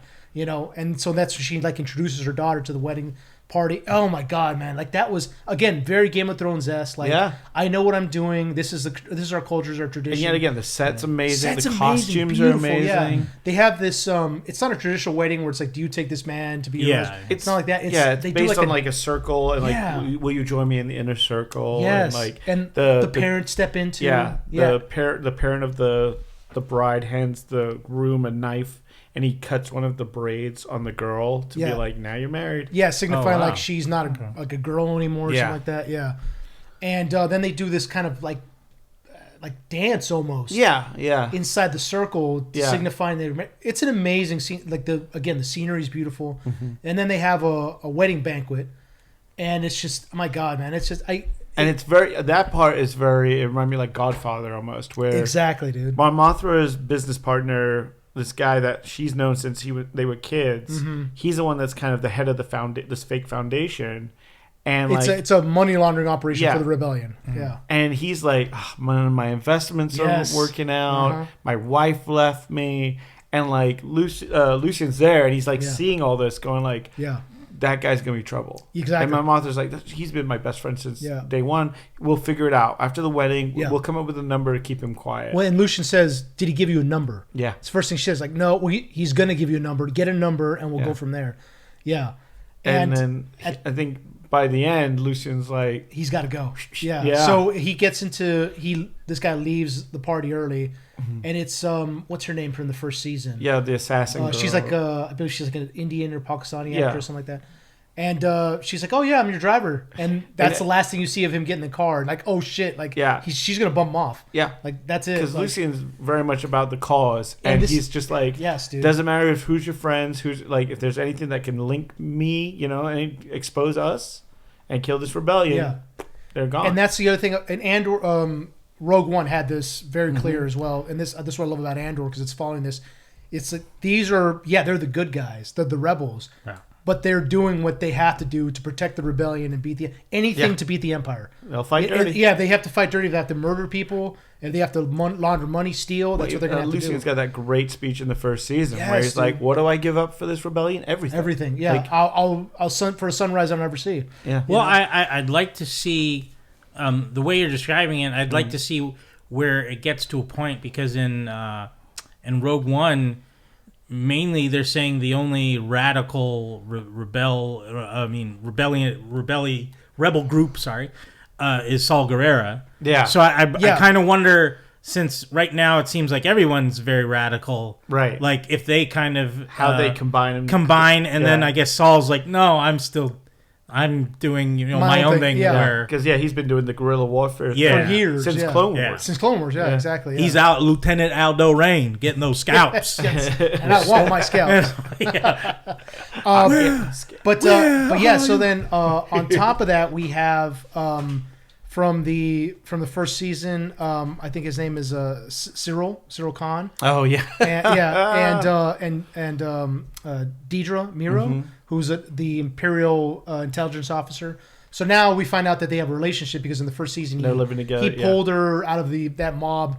When he was kind of obsessed with her, he was very much so. Yeah, and she finally was like, because when he pulls her from the big attack, did they kiss or no? No, not at the end. No. Oh, I don't think they did. I don't recall. It was heated. Yeah, it was heated. Yeah, but now they're in a full blown relationship. Yeah, and his mother comes and visits them. I love the mother. She's awesome, dude, because she's so passive aggressive. Oh yeah. And again, I'm like, you have any spice tea?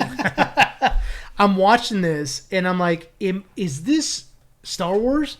Because it's very much a uncomfortable family dinner. Yeah. Where there's a lot of passive aggressiveness. The mother's basically talking shit to her son, berating him constantly. So glad she found you. He's such a poor boy. Yeah. Just like, and Deidre's just looking at him, who's a very cold, calculating intelligence officer, just looking at her like, "Oh, I'm gonna fuck you up." Yeah. And I love the bit where she's getting ready and she gets her outfit and forces a smile on her face. That was so disturbing, dude, because this is the first time we've ever seen her smile. Never smiled. It's the first time we've ever seen her smile, and she's practicing her smile in the mirror. And then when she meets, I guess, her future mother-in-law, she does the smile, and it looks so unnatural. Yeah. That's, again, great acting in the show to be able to pull that off. I'm like a robot, but I'm practicing the smile. Even she asked what about your parents? And she's like, I didn't have parents. Yeah, I grew up in an imperial Kinderblock. Yeah, Kinderblock. Yeah.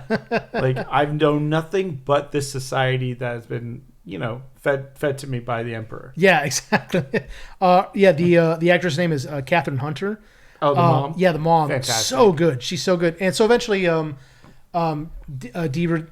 Deborah tells her.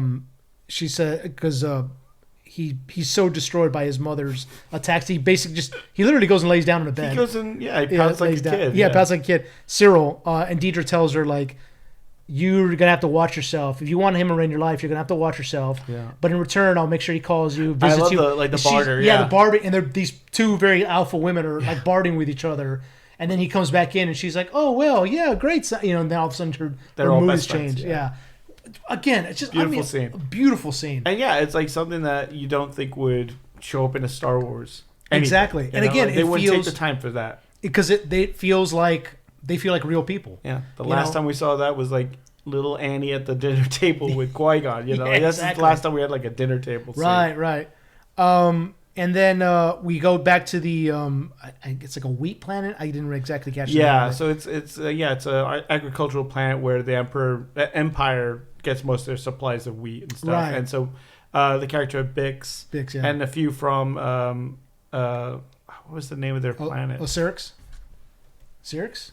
Yeah. Ferrix. Yeah. Yeah, like those survivors from that fight are hiding out on this planet, and they're undocumented workers. They're illegal undocumented workers. They tell them they're illegal, yeah. And the empire is there doing a census to find out who's got papers and who's not. And they know they're gonna get caught. Yeah. Like they're migrant workers, and even like they meet one of the lieutenants who is like, it's a horrible thing. Like, the empire can't survive without this grain, and we can't get grain without undocumented workers. Like, he's like, it all falls on me. I have to do this census. And you're like, okay, maybe this guy's not a bad dude. And well, at first he's very polite to her. Yes. He says like, the capital city of this place. He's like, a lot of farmers never been out there, so I go there all the time. Would you like to come with me? And at first he's very polite. It's like, oh, do we finally see an Imperial officer that has a little bit of soul? Right. And no, we don't. It turns out we don't. No. Yeah, it turns out we don't. But eventually,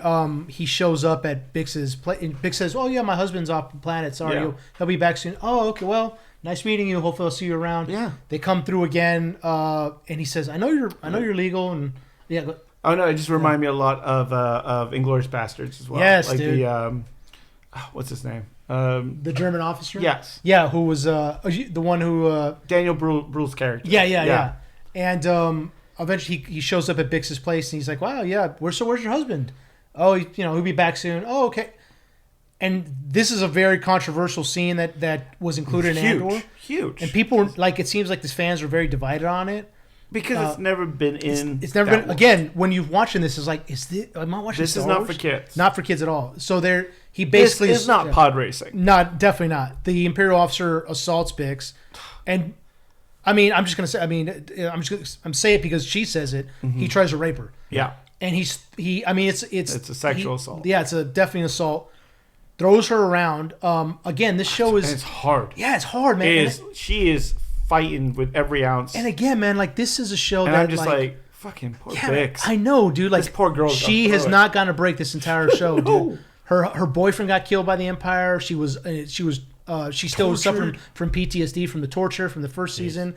She escapes here. This Imperial officer assaults her. And again, man, this show is like, I think in a first of all, in an average, if like you want to call it that, average Star Wars show, we wouldn't get this scene. No. But if we did, the closest it would be like he tries something and she'd just fuck him up, right? Yeah. But this scene, she's definitely holding her own, but he's overpowering her. And she's trying to grab anything she can to put him away. There's tools all over. They get thrown all over because he's throwing her everywhere as he's trying to smash against the windows. Yeah, man. And she grabs a hammer and smashes her on the head, and we see real blood. Which and the way he reacts is like, oh, that guy really got like. It looked like someone just got knocked out. Yeah, like, the way he's walking. Yeah, he's stumbling. He tries to grab. He tries to go for his blaster, can't. Stumbles outside and falls over and smashes his head on like a crate. Really visceral. It's very visceral. It's a very in-your-face scene. Yeah. And the entire time I'm watching this, I'm like, is this really? Wow. I was like, holy shit. They really went, it's like, they really went down this route. That's what happens off screen in Jabba the Hutt. So you bring that up, chat, but there's something. So like I said, it's dividing the fandom. So anyhow, his driver steps out and he's like, "Sir, are you okay?" And then that's when Bix is like, "He tried to rape me." Yeah. Like she says it, and I was like, "Holy shit!" They went down put that it route. out there. And his assistant gets shot, and they're able to get away. But like, it's like divided the fandom because a lot of people are like, I don't know what the point of this was. They shouldn't have tried to put. It's not a rape scene because luckily she didn't get to that point. But like, people are saying it's sexual assault, it's sexual violence. Mm-hmm. Why do they put this in Star Wars?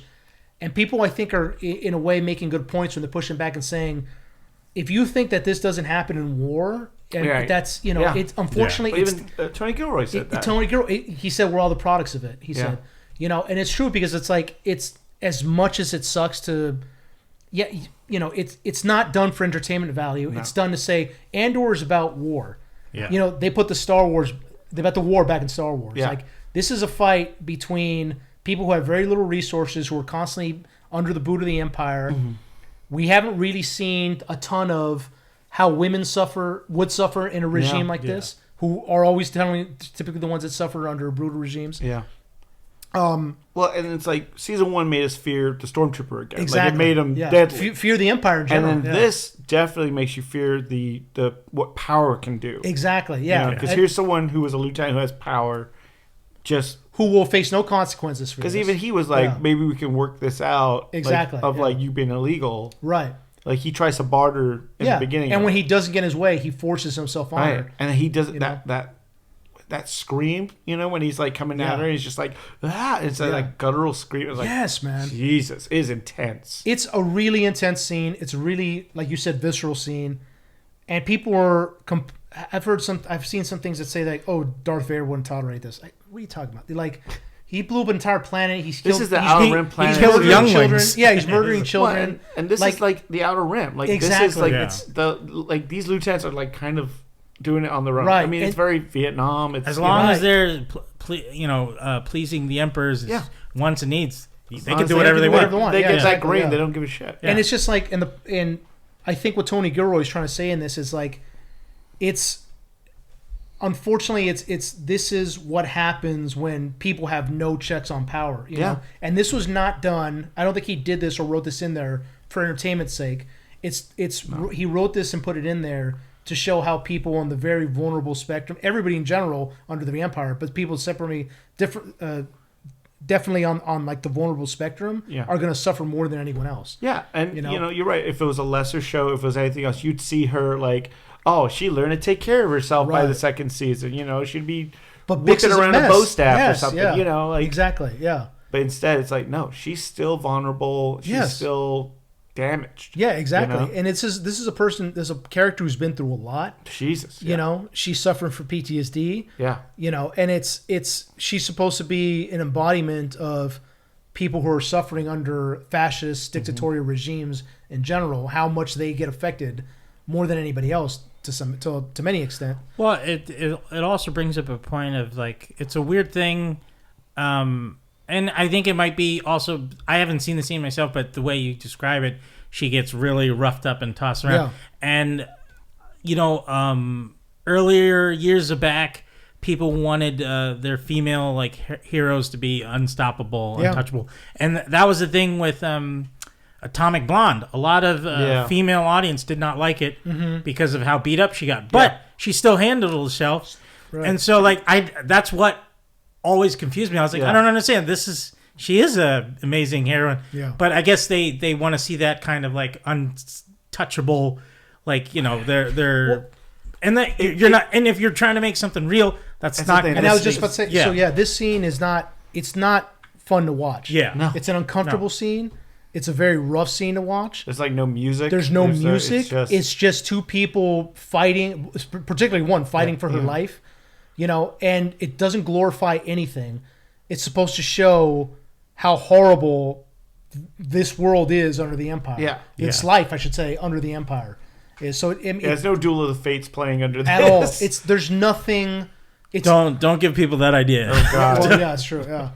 But no, it doesn't glorify anything. It's a rough scene, and it's supposed to show how horrible someone who would do something like this to another person is, And they get their comeuppance in the end, at least. Oh yeah. So she smashes the shit out of him with that hammer. So, go ahead. Oh no, I was just gonna make a stupid joke of the credits roll up of that episode. I wanna be sedated. I was like, Jesus. But Andor is again on top of, and again they're doing this like juxtaposition of her going through this horrendous time. She's going through this horrendous thing, and meanwhile, when Mothma is at her daughter's wedding in this beautiful like city in the sky looking thing, it's just Well, even sorry. No, go ahead. But the juxtaposition of it being like, while this is happening, Mount Mothra is like having in this beautiful opulence, but having the worst time of her life. Yes. Because she had to give away her daughter. She knows that her friend's going to die. Yeah. And she just decides to get hammered. Yeah, she's just drinking the entire time. And they've got this like DJ Roomba playing, and she's just really like just dancing like crazy. Right. just to like get out of wherever she like. It's like is this all the same episode? It's all the same episode. Yeah. And Oh my God. this show's amazing because it's dance. Yeah, it dance. shows like a how tiramisu. Yeah, man, like everybody in the show is surviving just by hair. Yeah. Or even though their lives seem great, that it's not. Yeah. You know, it's every single character who's against the Empire. It's their struggle against the Empire. Game of Thrones is a really good equivalent to it. Yeah, it really is. is. Like they have to play this game, particularly Mon Mothma, because she's such a she's so out in the open. Yeah. You know, and like I've said it before, and I'll say it again. I'm sure people get tired of hearing it, but like every single time that Mon Mothma or certain characters are on the screen, you can see the tension on their face. She's amazing in the show. That actress is amazing. Yeah, Genevieve O'Reilly. Yeah. Yeah, and she's been So Mon Mothma since Revenge of the Sith. I know. Yeah. Really? She's crazy. Yeah. Oh wow. Yeah. So good, dude. So good. And that's another thing I didn't. I'm so glad that they're going into Mon Mothma's storyline a lot because we basically saw her in last Return of the Jedi. Yeah. For like 5 It was just minutes. like, yeah. and, oh, by the way, she's the leader of the rebellion. Yeah. In Return of the Jedi, like, okay, cool, that's awesome.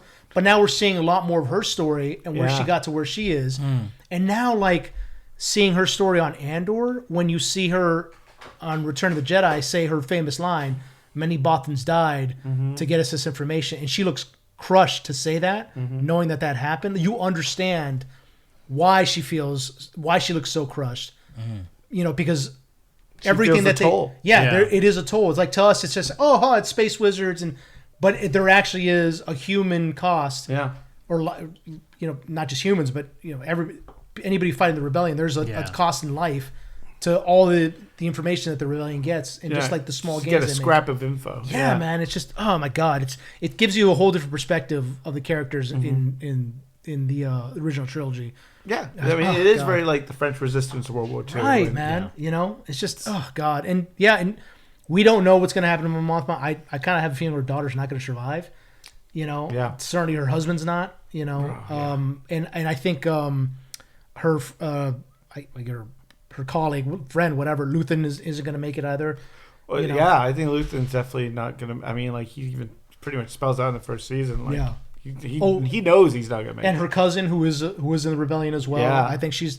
Oh my God! It's just. I mean, that's the kind of beauty of it. Is like, we are taking these characters. Like, you might be like, well, I know Mon Mothma's going to survive till right. But it's like you don't know about the toll that these characters take. Exactly. She might have lost her entire family by the end of this. We don't know. Like we don't know about Bix. We don't know about I mean, casting we do, but but he dies regardless. You know, like you said, human. And toll. he's kind of broken by that. By Rogue One, he's a broken guy. 100%. Yeah. Have they brought in Krennic yet? Yes. Yeah. Oh yeah. Krennic makes his appearance in this season. Okay. And he's still like he's not talking about the Death Star to other Imperial officers. Yeah. He's on an energy program. Yeah. You know, he's like, we have to. You know, they're talking about taking over a planet and using misinformation because they need certain minerals to work on some lenses. Do you think they're gonna have a cameo of Mad Mikkelsen because he's one of the leads? I would assume. I've been thinking about that since the first season. I would assume so. Like that would at some point of the series or something. I think definitely we're gonna get what's his name? Who played the pilot in Rogue One? You know what I mean, right? Yeah. So from Sound of Metal. Right. Yeah. So at one point he says, "What's Mad Mikkelsen's name?" And what was his name? His last name Urso, whatever. Yeah. Because I remember at one point he has that line. The pilot, he says, Ursel said I could make it right." Yeah. You know, so I think hopefully they have those two characters, and what particularly was that he has to make right that character. So I hope they bring him in at some point. But then we get like you said, Watson. Andor made us fear the stormtroopers again. There's a part where one of the characters we saw from the original planet, he escaped. He gets captured by the stormtroopers. He runs off. Andor shows up on this planet with the TIE fighter. Yeah, the experimental TIE fighter kills a bunch of stormtroopers. But before he does, we see a stormtrooper. I love how they did this. They did in slow motion. Yeah. I see stormtrooper raising his weapon as he's getting away on the speeder, and then next thing we see, he's in the ground. You don't hear the blast or nothing. You don't hear the blaster. Yeah. So it's like, stormtroopers that can actually shoot. Wow. Yeah. Like one shot. That's all it took. I thought he just got, because you see it in the back of his shoulder, the blast point. Yeah. And I was like, oh, he's just gonna be like, but yeah, he was dead. Yeah, he's definitely Yeah. Oh man, I can't say enough about Andor. It's just, just give Tony Gilroy Star Wars. Just let him have it. The beauty of it is he doesn't care for Star Wars. That's the other crazy thing. He's even talking like, I've never been a big fan of it. No. You know, but Tony Gilroy is a professional and a story writer. Yeah. So he knows, like, okay, this is a job I was hired to do, so this is what I'm going to give it my. Yeah. I'm going to give it my all. Versus like Filoni or Jon Favreau, who are such fanboys. Right. It almost like, that's why like the later season of Mandalorian, as much as that first season is so good, I think it definitely falls apart because it becomes like we got to have Boba Fett. We got to have, look at this shiny thing. Wouldn't it be cool if? Yeah. That was the problem. Luke's got to show up. Like we got to have all these throwbacks instead of just like the beauty of Andor is like we don't have any of that in this story. Exactly. There's no big names. There's no. This is a story of people just trying to survive. Yeah. And trying to fight back against the Empire. That's it. I'd be shocked if they throw in a Leia or anything like that. Yeah, exactly. I don't want them to. No, I don't want to. I don't want to see any lightsabers either. Yeah. I just want to see these characters' story. People wearing overalls in the wheat fields. Yeah. Just trying to survive. Yeah. And doing what they can to survive. And are there? Do they show many like aliens a part of the rebellion? Some. Not a lot. There's a few, but it's definitely more leans human heavy. Even Andor season 1 was very human. Yeah, human heavy. I would, because I always find, since we Star Wars usually always chases humans in some form or lightsabers or smugglers. I wouldn't mind seeing like the alien version of that where we're where humans aren't humans are the minority, and then we're just getting their world of like how are they dealing with the Empire type of thing. Because reading a lot of the comics and stuff, the Empire is just genociding so many planets. They're very human racist. Very human racist. Yeah, particularly the Emperor. Yeah, I would love to see that. Would be a heavy, probably like almost Schindler's List like of a don't show give or away movie. good ideas. TM. Hey, Tony, give me a call. We can work something out. Andor season 2. Please watch it. I can't wait for the next 3 episodes. It's everything I thought it would be, plus more. Yeah. It's just it's amazing writing, amazing I'm really acting. sad that they had to, really compact the amount of stuff they wanted to do into one season instead of spreading it out over 5. Because who knows where it could have gone. But I'm excited. I like the way that the format is of like, okay, we're gonna drop 3 hours. Yeah. Right off the bat. I mean, that's a big chunk, and then it's like we'll have 2 more 3-hour blocks getting dropped. I dig it. Yeah, man. I recently picked up the Andor box set too, and I rewatched it season 1 just to before I started watching season 2. It's just, oh my god. And they just left his droid. I know. I was a little like, oh. Yeah, they did leave him. That's right. Oh my god. Yeah. With the camp with the lady. They're like, you're gonna stay with her. I know. Yeah, but where is Cassian? But you know what? He kept asking, "Where's Cassian?" The droid.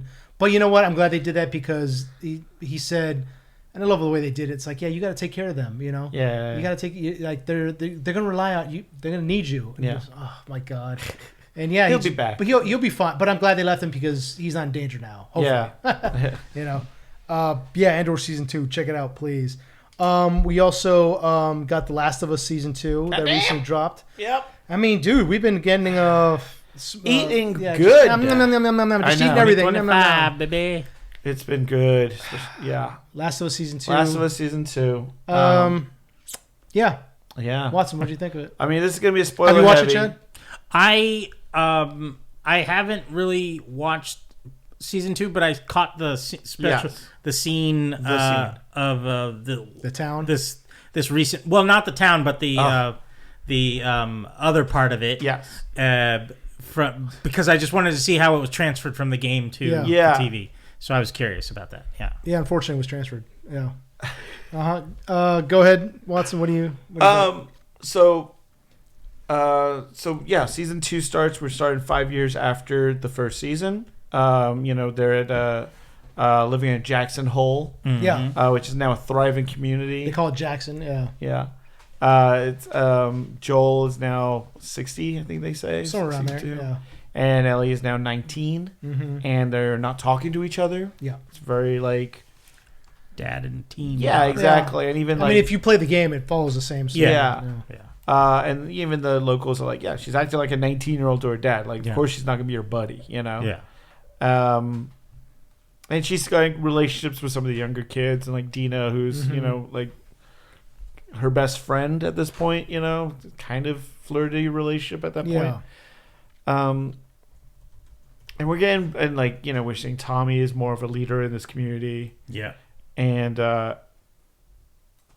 we meet Abby, who has a group of fireflies that have been looking for Joel. Played by Caitlin Dever. Yeah. Who's great. Yeah. Yeah. Great casting, I thought. I know a lot of people weren't happy with it because, you know, Abby is a lot more... She's huge in the game. Huge, yeah. She's no, I was fine with that choice. Yeah. Yeah. Well, if anything, even before the first season, I thought Caitlin Denver should have been Ellie. A lot of people thought yes, that. Yeah. Yes, Chad. I agree. Yes. But, you know, whatever. At least she's in the show. Yeah. And yeah, so that is, you know, first episode's a lot of just kind of setup of the town and their distance as father and daughter. Like, they're not really, you know, hanging out. They're not talking. They're not really interacting much.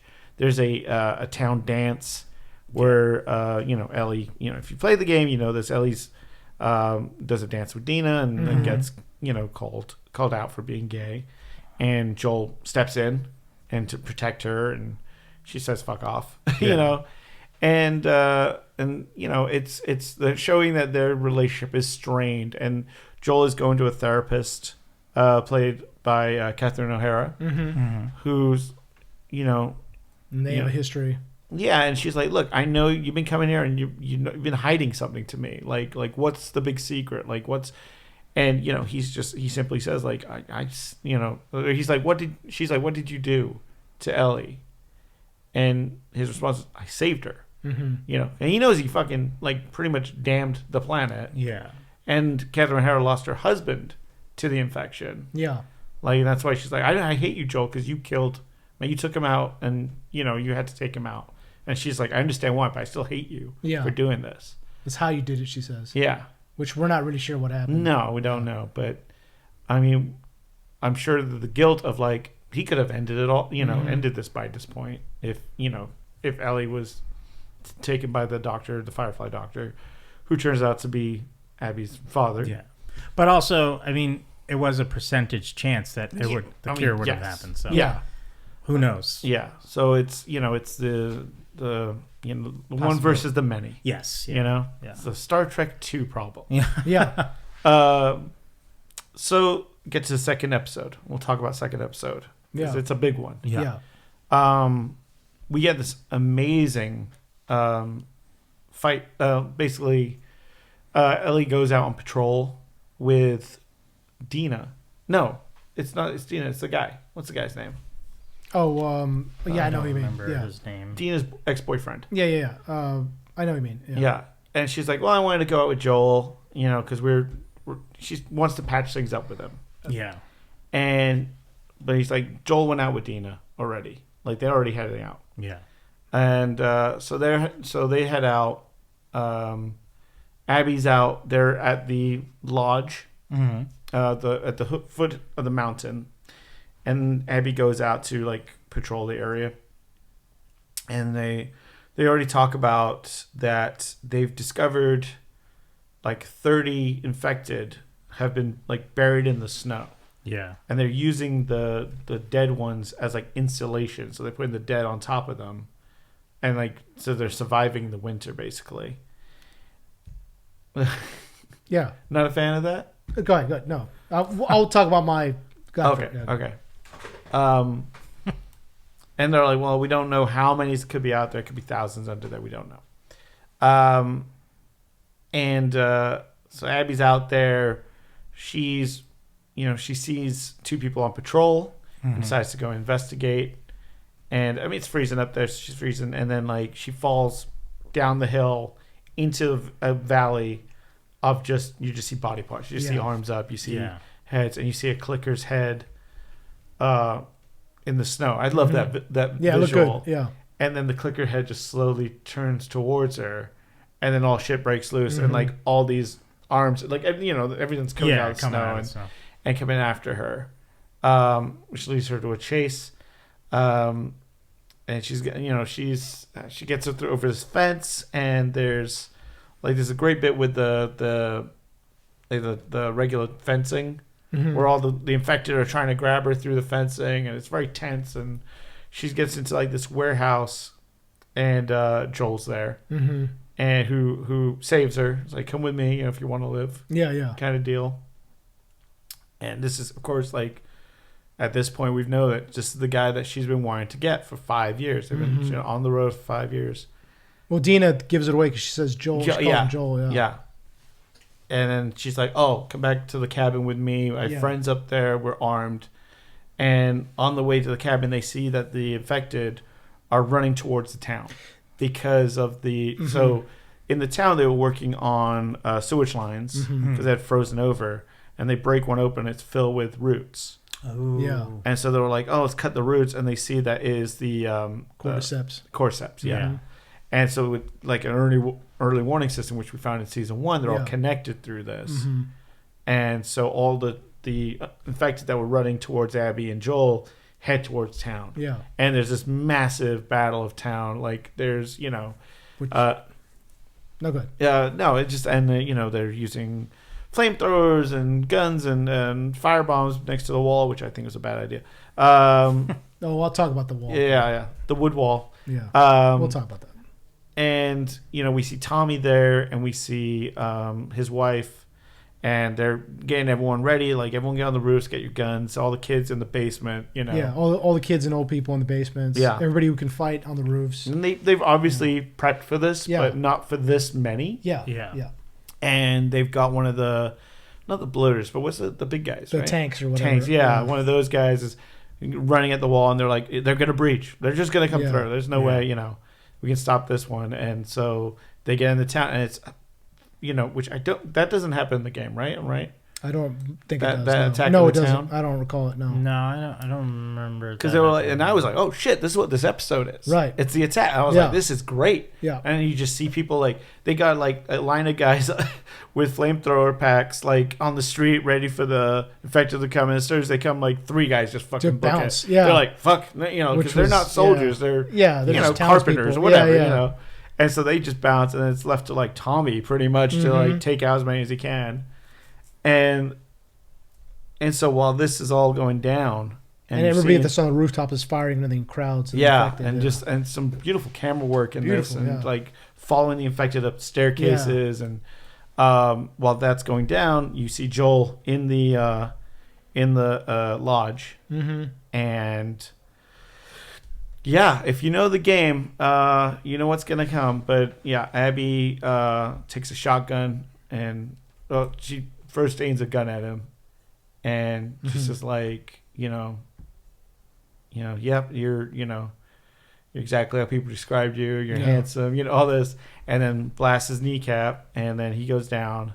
And she, she's like, put a tourniquet on it. And then it's like, you don't get to tell me how, because he's like, just take me out, kill me already. Yeah.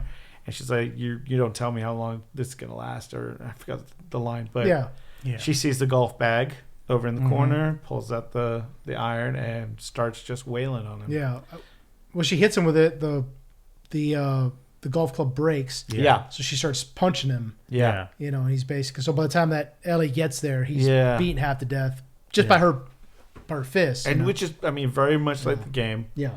She comes in, and she can hear the beating going on upstairs. And she goes there, and he's on the ground. Just looks like torn up shit at that point.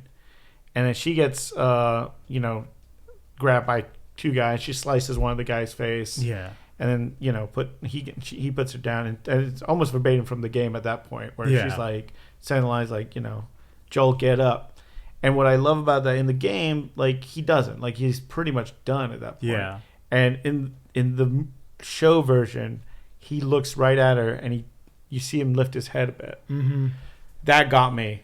that got me real good. Like when Yeah. he's just like, you know, just a little bit of hope, and then Abby takes the broken golf club handle and just skewers him through the neck with it. Now, because I remember from the game, I think He's just beaten. Well, no, he's beaten, but I thought she beats him with a ball club, I think. Doesn't she? Yeah, no, it's a golf club, but Yeah. I think she shoots him at the end, like just to finish him off. I think so. I thought that was the. I think you're right. But and as I was watching this, I don't know, it felt something was missing to it, because I just felt like this isn't as intense as the game was. No. And I think it was because, and I looked this up, and in the beginning, we don't know what, in the game, we don't know why. Yeah, we don't have no after. idea we have why no they're idea. there. Yeah. But in the show, apparently she says in Right the off the- beginning, yeah. I'm after this Joel guy. Yeah. The Episode show one. opens with So that. yeah, and like, because in the game, I would have liked it to be more of a mystery, to be honest, but the thing is, like, I think because I forget that so many people don't play video games and they don't know the story of this. So that's why when I hear all these people reacting, and I'm glad it hits. I'm glad it still hits. But the thing was, in the game, like halfway through, you switch to Abby, and then you learn why she did it. Yeah. And I was like, oh, and then you kind of struggle morally with, like, you know. I think we're gonna get probably kind of like what we had in season 1's third episode was the flashback with Offner's character. Oh yeah. I think we might do that with episode 3 of this. I think we're gonna get an Abby centric episode next. Yeah, probably. Well, also, like, there was some context to her muscular build in the game, because it's like her father is killed, and then she spent all this time training her body She went for this Batman, one moment, and we don't have that. No, she's still very, she's still very small, and so maybe that was like part of it, because there's just like you could tell her body was trained for this moment in the game, and here it didn't. You didn't get there was like time in between. No, she looks still the same. Yeah, I wish like she had a little different. Yeah, or something like give her the Terminator 2 transformation. Like she's just hello, Dr. Silverman. Type just But no, I mean it was still good. It was just like it didn't hit as hard as it could. So I, no joke, wept like a child. Really? I did, because I was dumb enough to listen to the internet, and the rumors were like, okay, they're splitting up the second game into 2 seasons.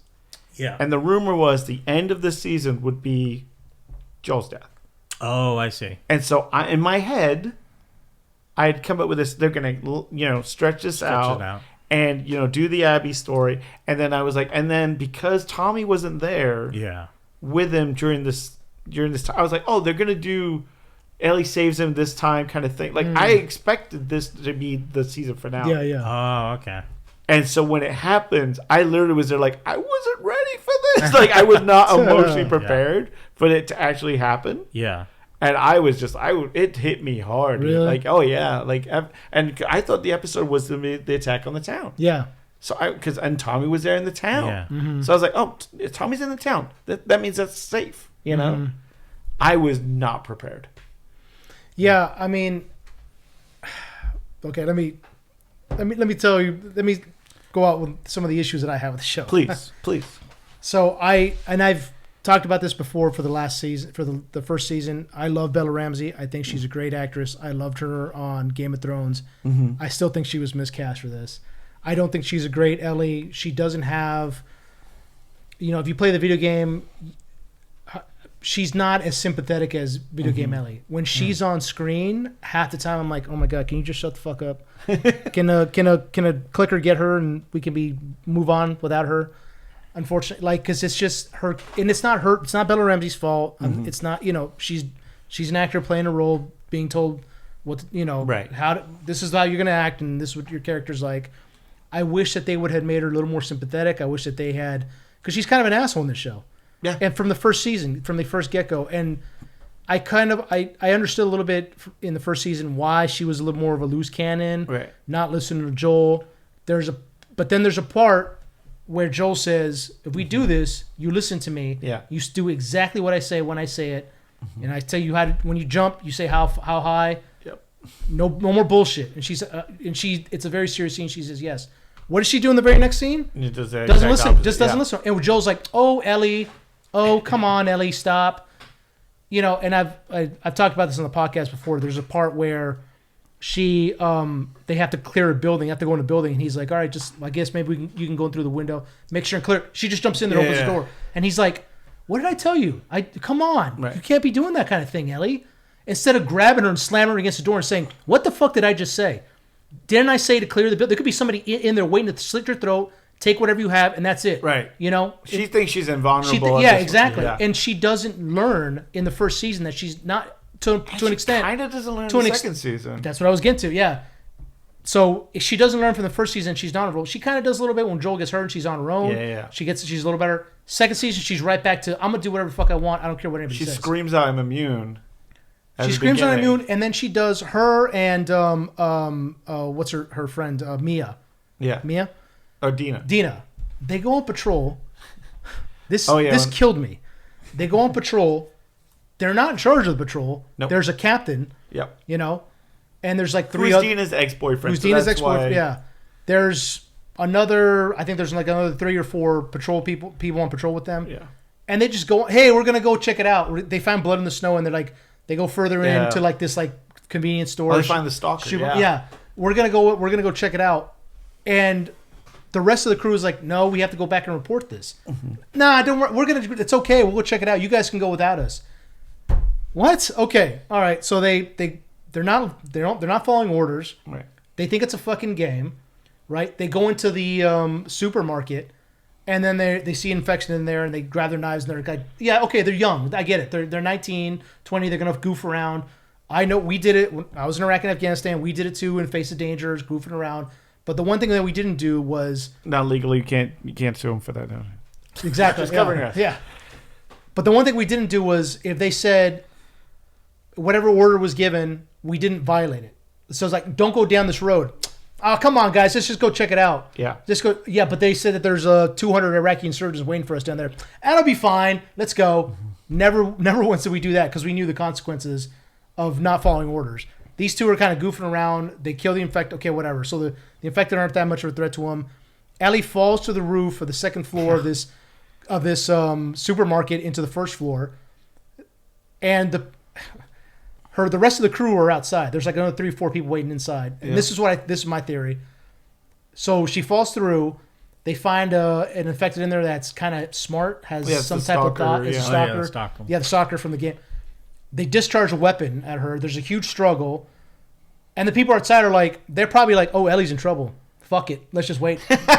That's my theory. That'll be cleaned up. Yeah, probably one of them's like, "Shouldn't we go in there?" It's a supermarket. They have they have walls made out of windows. Yeah. You can see it when they go in there. And they're probably like, "Oh shit, Ellie's in trouble. Oh well, we'll just wait. Maybe she'll make it out, maybe she won't. She doesn't. Hey, whatever." The only one that goes in there is Dina to save her. So Dina, you're telling me she gets bit. Well, you're telling me that Dina could have been like, tell the other people, like she tells Ellie, "I'll find a way down there." Got walkies, and I'm sure Dina got on the walkie. Was like, "Hey, we need help," and they're probably like, just turning the walkie off, like, whatever. Say again. Why? Because Ellie's a fucking asshole.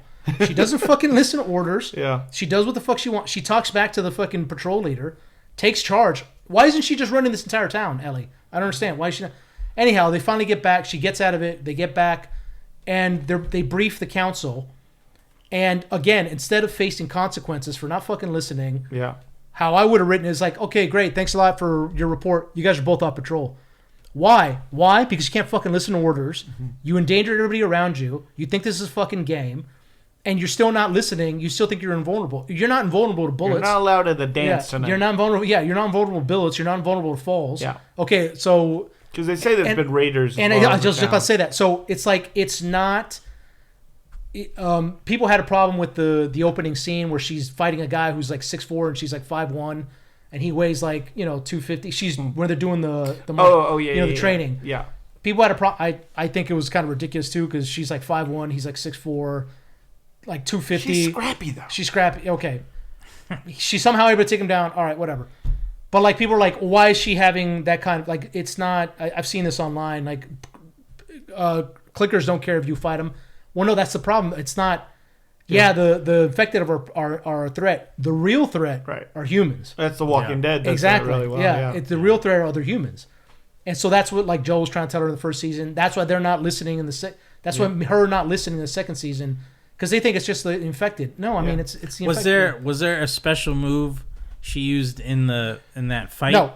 Because if there was strike. No. Well, no, because if there was, then I could guarantee that's going to happen when she fights Abby. He's like, oh, I remember this. How to get out of this? Well, maybe. I mean, I'm sure they're setting that up so that when she fights Abby, she wins, right? Yeah. The problem is, like, I don't know. Again, it's just this thing that Hollywood's been doing lately, where they don't take into effect a person who a person infected with cordyceps running around is more believable than someone of Abby's size taking on a guy that big. Yeah. Yeah, I'm sorry, it is. Like, they're doing jiu-jitsu, which is like, people say jiu-jitsu is like a superpower, because it is very possible for someone her size to take down somebody much bigger than her.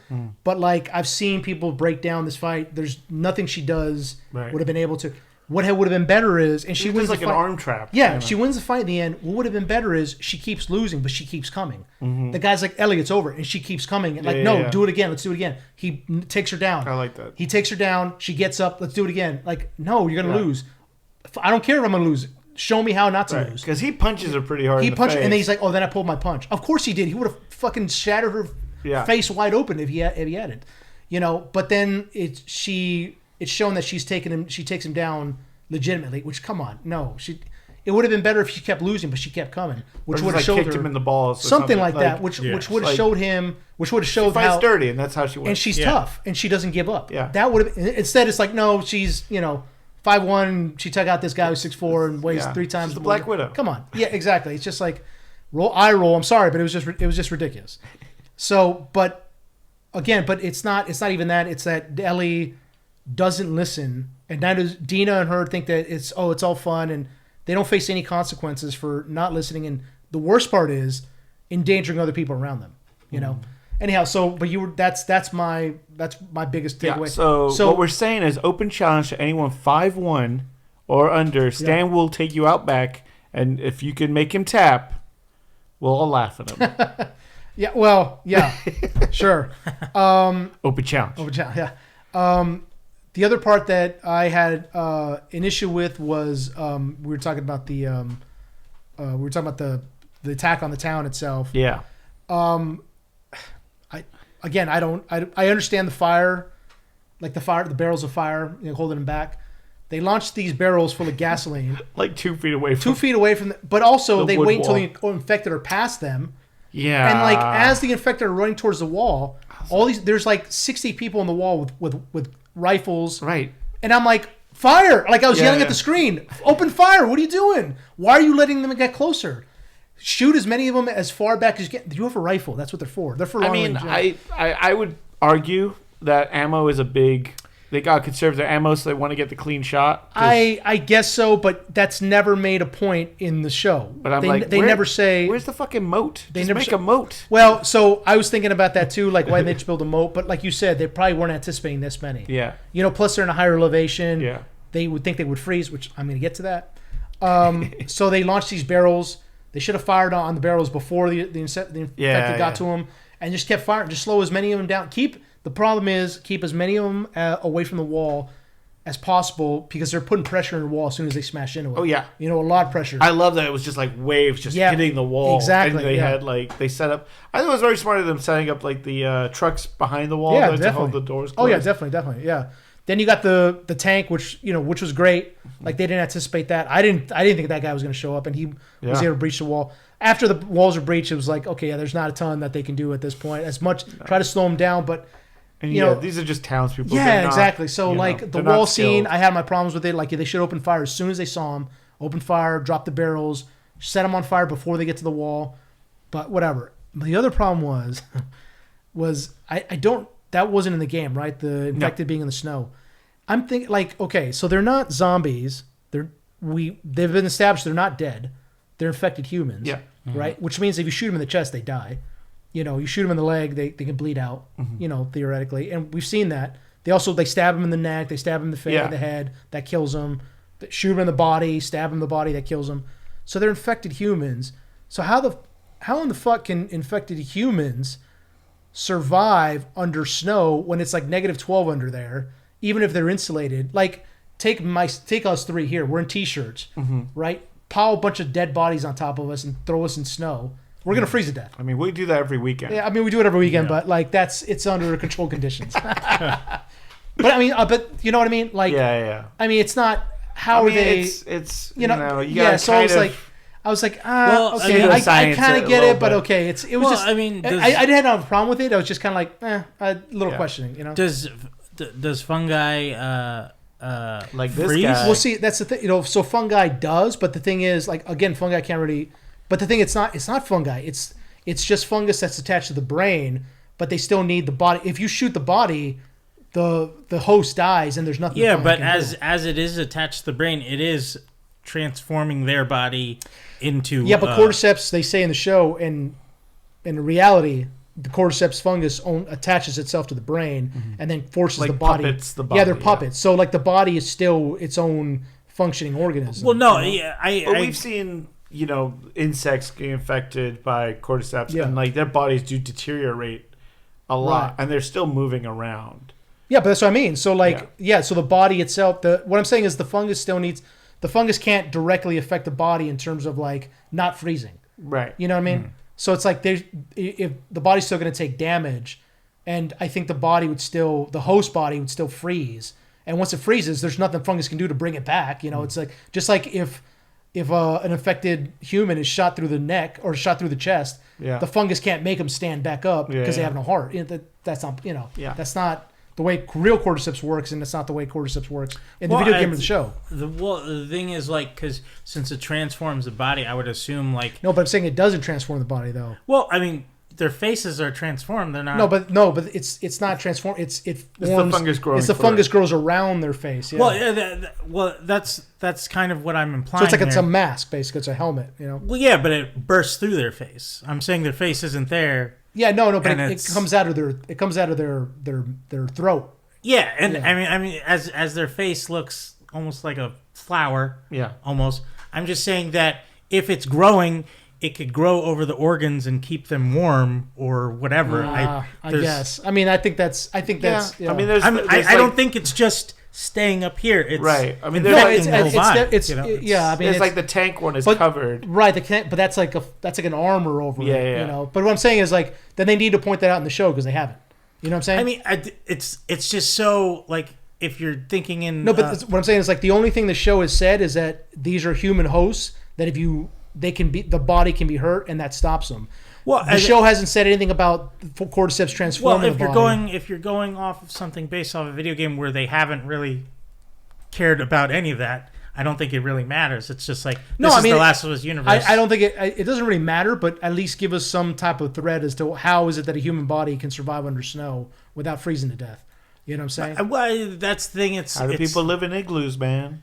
You know that. Think about it. Not quite this. Oh, think about it. But if also this the cordyceps is ever evolving or whatever, it could probably find a way to make the body like last under snow. I mean, I mean, I know what you're saying, but I mean, I get it. But I understand what you're saying. Because, I'm just like, okay, how did this happen? Whatever. It's just they're kind of skipping over it. I wish they would have given us something like, you know, like when they open the pipe, right? Like how is this still alive? How is it still alive? It's supposed to be frozen. Like, oh, maybe it's found a way to whatever. Because the whole point in the first episode when they do the flashbacks, like the '60s, like news, there's that bit in the first episode, season where the doctor's like, because the world is heating up, that's how the cordyceps are surviving. So like, you know, in theory, cold weather should kill it off. Exactly. Yeah. But if it's, I guess they're saying that because there's so many of them huddled in a ball somewhere underground, that's how they're surviving as a but unit. I mean, and if it's like a hive like mind thing, you know, it could be in the sense of almost as a hibernation meditative like state, like they calm the body down to be slowly I think you're writing a lot for the show. No, and obviously yes, but I'm saying I like your explanation, but I wish the show had done that. Yeah, but I think that would be just exposition no one would really care about, though. I mean, I see think a little bit of that. It's I mean, not going to season move one. the story. In season 1, when they go through the town, you see all the infected lying down and going towards the sun. Because they're in kind of like a hibernation mode. Yeah. So, yeah. I mean, I kind of care about it because it's just like, where did this come from? So I'm saying, like, it's just a they whole, wanted a cool battle. it's a plot in the hole. snow. Yeah, they wanted a cool, which is fine. I mean, just give me a little something like, oh, the cordyceps. Oh shit, like it's found a way to survive the cold. Yeah, you know what I'm saying? Like that's it. One line. Yeah. But so you're doing their job for them. No, I know. Well, like, the Stalker ones are a big part of the games, and like they didn't have them in season 1, and to be like, oh, we got a smart one now. Yeah. Right. So they're I think they are trying to say that that things are changing, things are Yeah. evolving. Oh, I mean, they say it in the town council when Ellie and Dina do their debrief to the city council. It's like, there was a smart one, it seemed. Yeah, and they're like, we've never seen that before. And then they're like, oh, go ahead, Dina and Ellie, just keep disobeying orders and endangering people. It's all good. Don't worry about it. So yeah, I mean, she's got plot armor. So then going to the Joel thing, I was really hoping that they would shy away from that because it was so unpopular with fans. Yeah, like people were like, really? That's how you kill off one of the best like video game characters ever? Just fucking beat him to death for no reason? Yeah. Okay. And again, the whole, look, it's been 5 years. I get why Ellie's mad to an extent, but I don't. I thought they would have more scenes together. He did what. I was also hoping that when Dina was, you killed my father, this and that, I was hoping he'd say something like, he was going to kill a person I loved. Yeah. So I killed him first. My daughter. Exactly. Like he was going to kill my daughter. So you do what you got to do, but know that your father wasn't a saint or whatever, something like that. Yeah, and like, in the game, Joel has no idea why she's killing him. Exactly. Yeah. Which is more powerful. Yeah. It is weird that they were like, right out the gate being like, these are the Fireflies. And we're but here also, to like, he's accepted that in his past he's done some bad things, so it's like, it must be something I've done. Exactly. So he's like, save the speech. Just do it. Yeah, I love that part. He's like, just fucking get on with it already. I have 7 other projects I got to be in this year. Yeah, exactly. Please kill me off the show. He's probably like, oh, thank you, finally, I get, Jesus. Right after this, I'm going to Star Wars. Yeah, I got 3 movies, then Fantastic Four and Star Wars. I got Fantastic Four press after this. Hurry up. Yeah. So, but yeah, I was hoping that they would shy away from that. I was hoping that, okay, maybe I was going to come in here and actually do something and, at least take some of these guys out. And then, like, what's her name? Gets away and she, like, plots her, something like that. That's what I was hoping the route they would go. And she helps Joe out. And they didn't go out that way. And I was like, come on, man. Like, so now I'm, like, kind of, because now it's going to be more of an Ellie-centered show. Yeah. Now I'm like, I'll probably I'll catch it once all the episodes are out. So. Yeah. Because again, you don't need to watch it week to week. No, and it's just like, again, I don't have any problem with Bella Ramsey. I think she's a great actress. I think she's miscast, and the way that they're portraying Ellie in this, she's an asshole. Why should I root for her? You know what I'm saying? Like Joel was the only. Whenever Pedro Pascal has the charisma to be able to carry things on his own, and he's likable enough as Joel. The way they're portraying Ellie in this is just like, oh my gosh, she's so irritating to me. The way that she, again, doesn't listen, endangers people around her, and it's just a general just dickhead. Everybody, I'm just like, there's no reason for me to root for this character. I'm guessing 2 things will probably happen here in the rest of the season. Is we're gonna just get flashbacks of her and Pedro like interacting with each other as they've been living there, and then 2. I think maybe they'll have Ellie kind of transform into Joel, like his. I mean, that's kind of teaching the game too. Yeah. She becomes more hard, right? But she also a badass like in the game. So. But I think she'll probably adopt his, stoic, but morality as well, and like just we'll see how that kind of changes her, and maybe she will be less annoying. Maybe she'll grow up. Yeah. But we have to start the season at this point, so that there is some growth. By the end of it. Yeah, I mean, and if that's the case, I hope that's where it goes, because if they just continue to have Ellie just being just this, hey, I'm going to do whatever I want to do. It's not. There's no point in continuing watching it. But I hope you guys are right. But also in the game, she still kind of did have that mentality. Yeah. Because I think. Dina, spoilers obviously, but for the game, I don't know how they'll do it in the show, but Dina and them actually left and she's abandoned all alone because she went on this revenge. And Dina doesn't want any part of it. Yeah. So that'll be interesting to see how that breaks apart her life and stuff. Yeah. So Yeah, I mean, we'll see how it goes. Did they focus on the guitar in the a beginning? little bit? They showed it. They not showed a whole lot, though. Not a lot. I saw Joel played a little bit. Yeah, and he's like, "Oh, your string's gonna be rewound. I'll get it done." So I think because I know the last shot of the game was she just leaves the guitar behind because she can't play anymore because her hand is shattered or whatever. Well, no, she's missing like three fingers. That's right. Yeah. I'm like, ew. Yeah. Yeah. So maybe I don't know. Bang, bang, bang, bang, bang, bang, bang. That's all I can do. She can play the Simpsons thing. But yeah, and Last of Us season 2.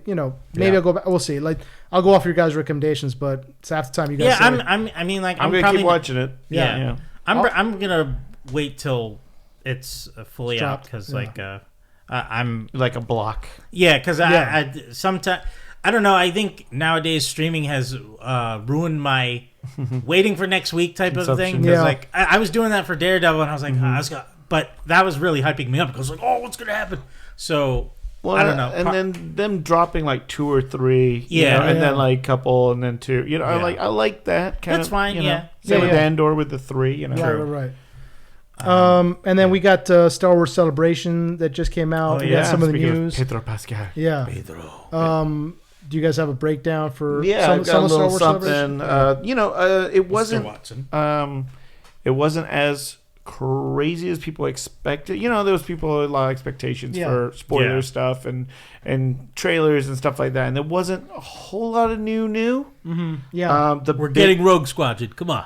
At some point, the big announcements was like all the stuff that they said was going to be made 10 years ago. It's still in development. Holy shit. Yeah, so they didn't say there's no update on Rogue Squadron at all. Well, I thought they canceled that completely. Yeah. So. Apparently, it's still in production. I heard that there wasn't any updates on the Rey movie, so that's not a good sign. Well, the Ryan Johnson trilogy is still in production. That's not gonna happen. The Dilla to No One Star Wars project's in production. Simon Kinberg Star Wars trilogy, which I think is the Rey one, is in production. Dave Filoni has a Star Wars movie that still is in production. Taika Waititi's Star Wars movie is in production. Oh my god! These are all stuff they mentioned years ago that has not still really gonna take years. The big news was that Sean Levy, the director of Deadpool and Wolverine, is doing a Star Wars movie. Okay. Called I think it's called Star Wars Starfighter, I believe is the title. Okay. And it's gonna star Ryan Gosling. Okay. Ryan Gosling showed up and actually waved to the crowd and was like, "Yep, I'm doing a Star Wars." Nice. Did they say when it takes place? I think it's 5 years after the Rise of Skywalker. Oh, okay. Because so they're jumping ahead. Yeah. In time, 5 years after the Rey saga. Well, I'm just saying because there's 2 games. Star Wars Starfighter 1 and 2, and they take place during the Phantom Menace Clone Wars time. So I was curious if he was like a Naboo fighter or something. So that would be neat. Yeah. But this is going to be going forward. Okay. Yeah, which is good. Okay. The other big news that came out of there was there's going to be an animated Darth Maul TV show project with Sam Whitworth. Is that the guy's name? Who did the voice of Maul? Yeah. So he came out and and there's rumblings of it's going to be set after Solo. So it's the the gang, him doing the crime boss syndicate and deal with maybe him getting an apprentice. They talked about Darth Talon, I think, is the one who's the female with long. Okay. Yeah, so that was the big news. There's some more, like Ahsoka Season 2 was confirmed. That's coming out. The Lando movie still in development with, but, who knows. And, there was a lot of that. There wasn't a lot of, they did show a trailer for Mandalorian and Grogu. Okay. Which is set to come out next year. Now, this is not the finale movie that Filoni was... Yes. This is Yeah, this is going to be... it is. Okay. The final, and it's called Mandalorian and Grogu. That's the title. Yeah, that was always the title. That was Really? Yeah. Oh, I thought it was going to be something... Because it's combining all the other characters from other shows. You'd think it'd be I remember that's what they've been calling it for a long time, so... be like Thrawn something. yeah. Or, I don't know. Well, Yeah, but that seems to be all the big news that come out of Japan this last weekend. I actually had some friends go there, and we're there at the con, so I'm waiting for them to fly back and find out more. Well, Okay, nice. the podcast friend Matt, he fellow went up there, Ghostbuster. Oh, he was there? Yeah, he went went there. Yeah. Oh, Yeah. okay. Yeah, he was posting all over his stories. Yeah, Yes. and the big announcement was the next Star Wars Celebration, which will be in 2 years, I think 2027, will be in Los Angeles. Oh. So, we don't have to travel so far. Yeah. I will battle everyone there, lightsabers wise. There. The open challenge. Come at me. There you go. Lightsaber? So, if you're 5'1", you Yeah. can challenge... No, I don't care how tall you are. No, you can challenge Stan, and then if you have a lightsaber at 5'1", you can fight Chad here. There you go. 3 hits. Yeah. That's the rule. Well, the next con that we're there, we'll set up some mats, and you can go at exchange some it. blows. Yeah. So okay, cool. Star Wars Celebration. We also they also released the latest Fantastic Four trailer. Yeah. Pretty fun. It was really well done. I liked it. It looks cool. Yeah. I love. I like this the whole family dynamic of it. The theme. Yes. The Johnny Storm. I Yeah. just don't believe. I mean, the performance he's giving from, and I know it's a small clip, but I've heard like interviews from him. He's like, it's not the typical cocky Johnny Storm. Yeah. It's gonna be He's more Big Brothery. more kinda- big Yeah. brothery, and it's like you need a little immaturity to create a little more family conflict. I don't. agree. If he's just like a good guy the whole time, it's just gonna be like, okay, they're all Yeah, cool. it's interesting because it's like we got the Chris Evans version and Yeah, I think I love the Chris Evans version. But yeah. also, That's Johnny that Storm, kind of yeah. yeah, and I get it if they want Machismo to dude. Uh-huh. change it up, but like That's Johnny Storm. Yeah. I heard the actor who's playing him. He was saying, "It's like I'm not that way, so I wouldn't." And I was like, "That shouldn't be. You're an actor. You're an actor. That shouldn't. You don't turn on fire. You're not setting yourself on fire. exactly. either. You're not flying." So I mean, that kind of bugged me. Yeah. Just that I was like, you shouldn't be changing a character because the actor's not that way. Yeah, The actor doesn't should make any sense. try. Yeah. And still, I love Pedro, but he still doesn't seem like the fit for Mr. Fantastic for me. I don't know. I'm not getting it from the trailer, but maybe it'll surprise me in the movie, and he'll be great. I think he's a better fit for this than he was for Joel for Last of Us. I like him as Joel, but I mean, I think that it seems like a better fit for him. Yeah, I mean, I don't know. Dan just trying to take last shots to Last of Us. And he's like, no. well, now that segment, bitches, undercut. Yeah. If put it this way, if Last of Us had been done around the same time as Walking Dead in 2010, there'd be a whole different cast. Not just because of the age, but like if those actors were the same age back then, they wouldn't have cast I them. mean, we'll do that as the last. Next time, we'll do a cast breakdown for Yeah. that time. It'll be interesting. Yeah, I think Carl Urban would have been a much better Joel. So I think So not bad. I think the Kingslayer from Game of Thrones would have been. yeah, him better. too. Yeah, I was thinking him too. Nikolai, Walsh, whatever. Yeah. His name is. Yeah, I think so too. Yeah, I that was my think, second one. Sawyer from Lost. Sawyer from Oh, Lost yeah, would have been he was amazing. on Yeah, there, too. exactly. There you go. Yeah, That's my pick. exactly. Yeah. Or oh my God, the lead from Lost. What's his name? Matthew Fox. Fox, yeah. Yeah, I think Matthew Matthew Fox Fox would could have have been good too. Yeah, get him breathing hard the whole time. Like he You did know on who I Lost. would love for them to bring in The Last of Us though is John oh my God, I'm blanking on Terry O'Quinn. Oh, Terry Just Quinn. has it. So I don't care who he is. Just like He just brings in an air Yeah. of badassery. and yeah, everything. but Yeah. he's either badass or just an evil Yeah. guy. Or Howard Hughes in The Rocketeer. Yeah, Yeah. or the stepfather. She will and- fly. And we also had WrestleMania happen this weekend. Yep. Watson, you're the in-house wrestling expert. Thank Take you. it away. Thank you. I will take that crown. We got I'll wear the together belt. Sunday at a friend's house to watch WrestleMania, but apparently I didn't watch the first night Saturday. Mm-hmm. But everybody was saying Saturday was so much better than Sunday. Do you agree? No, I don't No. agree. I think Saturday had some mishandled matches. I think Really? it was very there was a couple of matches there that were very could have been on Raw, could have been, Mm-hmm. I think the final match of night one was really good. Who was that? That was the Seth Rollins, Roman Reigns, CM Punk fight was done really well. Okay. But yet again, not like. I think the problem was like WrestleMania 40, which last year's was such like it was like the Avengers Endgame of wrestling. Like they had so much spectacle, so many like people coming out of the crowd, like Undertaker showing up, and everyone kind of expected that from this year too. And it didn't have that, and I feel like a lot of people were getting upset, especially with the last match of the second night, which was Cena versus Cody. Everyone expected more, Everyone expected, The Rock's going to show up, and then Stone Cold's going to show up, and then well, Stone Cold did show up. Yeah, he did. But he wrecked the 4-wheeler. Yeah, he ran a 4-wheeler. He ran into a woman.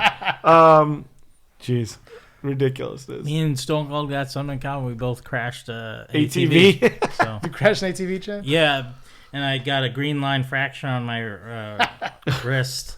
And my glasses flew off my face. It was a whole thing. It went into a ditch. It was bad. It was like, I didn't want to go on it, and they put me on it. They were like, "No, hop on, try it." I was like, "Okay." And then it's like, "How does this get?" And I was like, and I didn't know that they don't do tight turns. I didn't know that. That's what happened with Stone Cold. He was trying to go around the ring. Ran into the side. Yep. But I was hoping he'd say Poncho when he's in the ring. Hey, Poncho. Where's that Poncho? But I think there was some really good matches. I think it was the second night. You had the three-way fight between Bianca Belair, Rhea Ripley, and Io Sky. Was probably the best match of. It was good. Yeah, those three were going hard, and they were going and doing crazy stuff. And then you had some fun gimmicky matches. There was Randy Orton versus Joe Hendry, which was very much a last minute match. But I think most of the matches were very kind of mid, like okay matches, but nothing really, like Sean. So to you, the second night was better. Second night, yeah. First night, I mean, we had the Tiffany Stratton versus Charlotte Belair for the women's champion. That was a pretty good fight. They, both of them came at it pretty hard. You had like a tag team fight between the War Raiders and New Day, which was like that could have been on Raw. Like it didn't need to be at a WrestleMania. The second night you had Logan Paul and AJ Styles match. Yet again, I've seen better from both of those guys.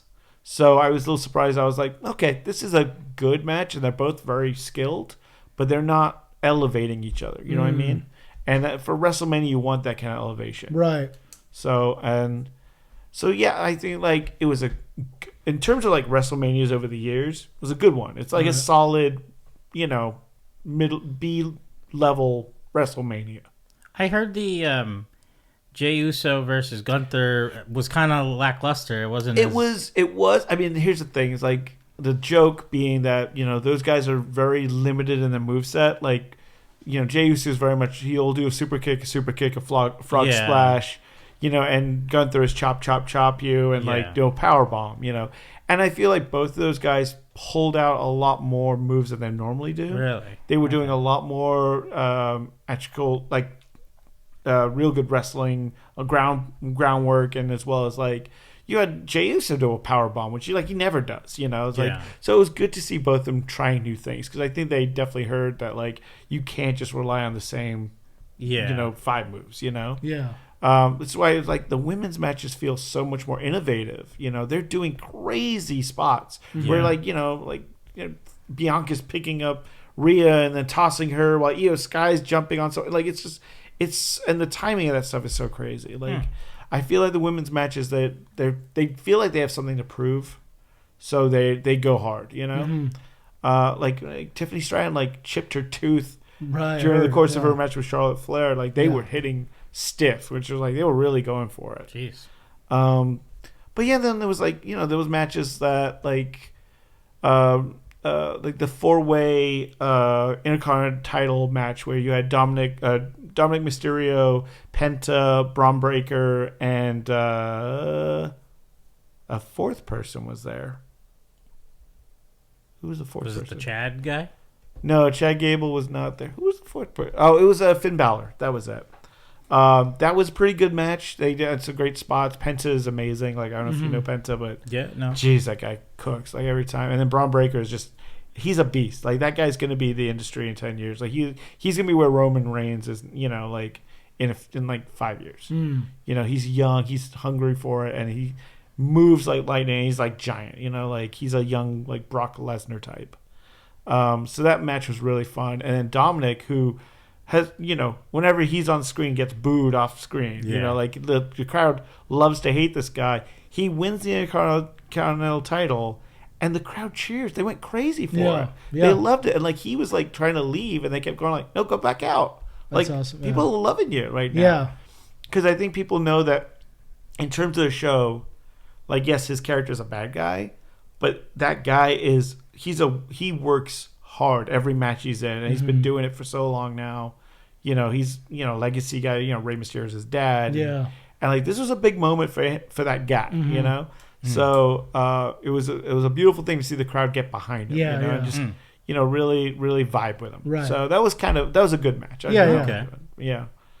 And then yet again, it's like we had a women's title match where Becky Lynch came back and that was a little controversial as well, because it was supposed to be Bayley. Now Bayley's been wrestling for a long time. This was supposed to be her WrestleMania match with Lyra Valkyria for the tag team title, and it like SmackDown like the day before, like they faked an injury kind of thing, or like her getting like beat up backstage. So she's like, "Oh, I can't go on. You gotta find another partner." And Lyra gets Becky Lynch, and Bayley was on a podcast with Chris Van Vliet. Like, I guess before WrestleMania happened, she was doing the interview, and you could see she was like shook by it. Like, she was like, "Oh, by the time this comes out, everyone will know." And then Chris Van Vliet's like, "No way." And she's like, just sometimes, you gotta do what the management tells you." And she's like, "I've been doing this for so long, but it's hard to get, a place at the table kind of thing, And it's same with Karrion Kross, who's a really good wrestler. He's been doing it for a long time, and he's cooking right now. Like as a heel, like as a bad guy, he's really good. He does a great Jesse Ventura impression. He's born in Vegas. He was like, "Oh, this is my hometown," and he couldn't get on the card to WrestleMania, but instead it's like he was like setting up this whole fight storyline with AJ Styles, and so you thought that was going to be the event, but instead it was like Logan Paul, because Logan Paul's a big name and he puts butts in seats, or like Randy Orton needed a partner because he was supposed to fight Kevin Owens. Kevin Owens got hurt and had to go get neck surgery, so they were like, "Okay, who's going to fight Randy?" And everyone was thinking, "Oh, Karrion Kross, perfect, let's put him in." And instead they get Joe Hendry, who, of course, is a viral sensation. Yeah. He's a TNA champion. And he has a great match with, I love Joe Hendry, but it was a good, fun match with him and Randy Orton, but it doesn't go anywhere. Like, Randy Orton's not going to win the title from TNA because there was no title on the line. And it's like, that could have been Karrion Kross. And that could have been like a really good, two very good technical wrestlers going at it versus it kind of became a gimmicky thing. Yeah. So I get the frustration from certain wrestlers, but I think overall it was a fun 2-night event. I don't think it needed to be 2 nights. It was one of those where, like, if you could boil down that card, there was a lot of fights there that didn't need to be there. Yeah. Yet again, like War Raiders versus New Day, like that match was like I almost fell asleep during that match. Wow. I was like, well, because those two. The problem with the tag teams right now is like there's not a lot of tag team couples anymore, So it's like those guys fight all the time on Raw. Like if you watch Raw or SmackDown, it's the same guys like fighting over and over because there's not a lot of actual tag teams anymore. So seeing them fight again, you're like, okay. And New Day gets the titles, okay. And then like with the Lyra Valkyria and Becky Lynch versus Liv Morgan and Raquel Rodriguez. Those were the tag title. That was on for the tag team titles, and they were the champs. And then Becky Lynch and Lyra win it at WrestleMania. And literally the next day on Raw, Monday Night Raw, they lose the belts back to Liv and Raquel, and you're like, well, what was the point? Right. And it was to set up a and then like Becky Lynch turned on Lyra, like, you made us lose, blah blah blah, and they beat each other. I'm like, okay, they're setting up that rivalry. Yeah. But at the same time, it's like it comes out of nowhere, and it doesn't really propel the story at all.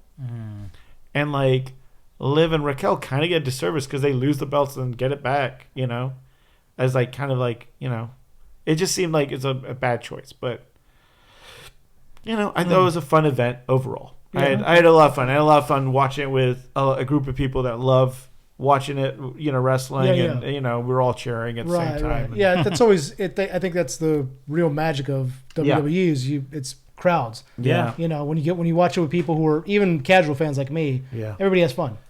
And unfortunately, WrestleMania tickets are getting so expensive. Yeah. Like they're in the thousands of dollars. Even for like crummy seats. Yeah. You're spending thousands. So they're gonna lose their audience. Right now wrestling's at all time high. Like they're selling out stadiums, they're selling out arenas, and it's like, but they're pricing themselves out. Yeah. Because these prices are getting ridiculous. It's going to get harder too as the economy slows down. Every live event now is getting ridiculous. I mean, like I looked into Lady Gaga's coming in summer to LA, and I was like, I wonder how much a Lady Gaga ticket. Oh Jesus! Yeah. For the cheapest seat, you're spending $450. And that's way in the back. Really? Like it's $2,000 for one up front. Oh wow! And I'm like, who's we can afford this? Yeah. Yeah, we're getting to a point where it's like, do you want to pay rent or do you want to? Yeah. Do you want to eat or do you want to go to a concert? Right. Yeah. And the wrestling's the same way. Yeah. Like people spending like $30,000 for tickets for WrestleMania, $50,000. Jesus Christ! To get up close. That's insane. Better come with a steak than a baked potato. Right. Exactly. And it's like, it's a 2-day event now, so you gotta get tickets for both nights. You gotta get hotel. You gotta get, there's, so it's getting harder and harder to be a fan of this stuff. Yeah, exactly. I mean, luckily there's a lot of like TNA or AEW. There's a lot of these small promotions with really good wrestlings going on, and there's a lot of local wrestling that people should check out. We're gonna have a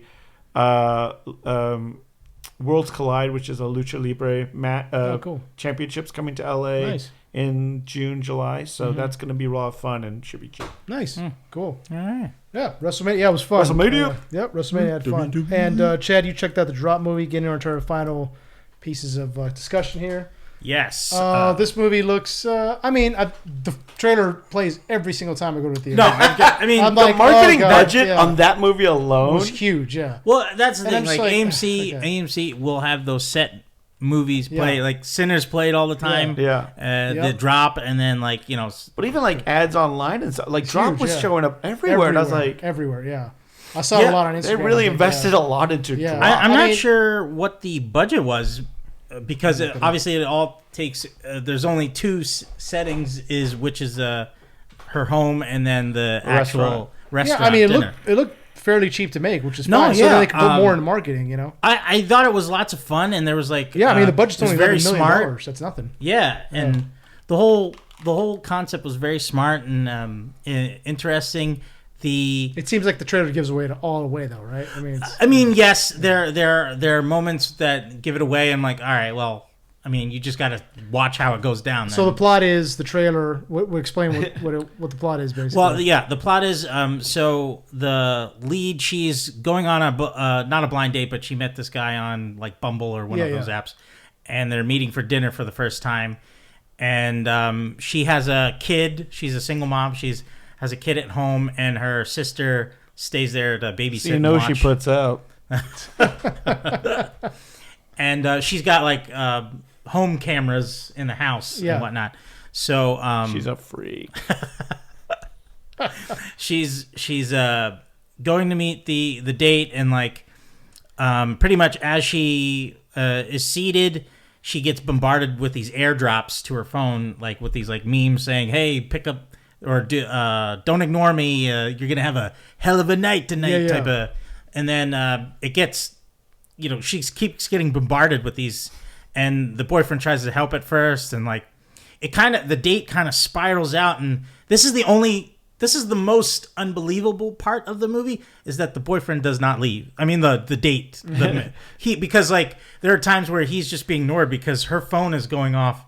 Every second, and she picks it up. And he's like, "This is not a red flag." Yeah, they're talking, and he understands. Like because she shows it to him, like she's being like sent all these airdrops and stuff. But as the night goes on, where she's like, "Oh, I lost my watch," and she hid her watch in the purse so she could go to the bathroom to answer the guy. The smartest thing about this was she did not have to text back to him because the cameras that the bad guy set up in the restaurant have microphones, so he could hear everything she says at the table that she's at, and the bathroom and like other. She's very coordinated. They Yeah, know very that she's gonna coordinated. be So there. I'm guessing her date is not involved in this. No. Oh, okay. See, No. I thought he would be. But The trailer I mean, kind of makes it. Yeah. look the that way, the reason why they want him dead is because they are connected to what he investigated with. Like he's a photographer, like and well, spoiler, he's like an informant on the mayor, and the mayor's corrupt, and the mayor has these guys trying to blame. I'm gonna clean up this town. Yeah, they're trying to delete the photos and have her kill her date, and then she get blamed for it because there's a past event. Her past husband, she ended up having to kill him because he was very abusive and he almost killed their son. So she's got like a history of yeah. And so it was very smart the way they played it around, like.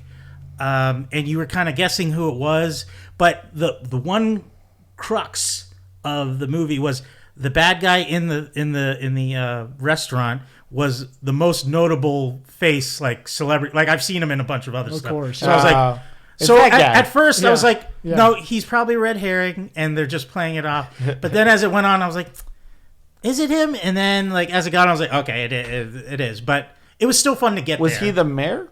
No. Okay, He was a I was guy like- who worked for the mayor. Like I figure everyone would be like that guy. But Yeah. the guy was pretending to be on a date there himself, and he bumps into her. He's like, "Hey, I don't, technology. I met her at a bar somewhere, so we're kind of, like, we're meet. Oh no, it's a blind date. He's actually doing a blind date instead of like meeting someone on an app. And he was just like, wish me luck. And as he goes with his date, at a point you see his date leave because she's like, I don't, because apparently he's been on his phone most of all night, and then you're like, oh, okay, so it reveals who it is. But it was a whole fun.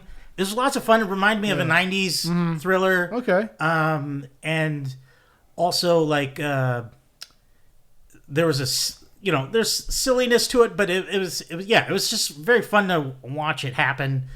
It also the beginning of the movie, like the date part of the film, felt very Hallmark-esque. Like it was like, is this a Hallmark movie? And then it just turns into this whole other thing as it progresses. But there's a guy in her house who's like assaulting the yeah, babysitter, like so right? the guy has another guy at the house, waiting, and as the movie progresses, you see that he's like throws the kid on the bed and tries to lock him in there while he like knocked out the sister, and she's like on the couch, and she gets up at a point to interfere, and then like a climax as the mom is racing home as because the guy's like kill him, before he's Drop him. yeah.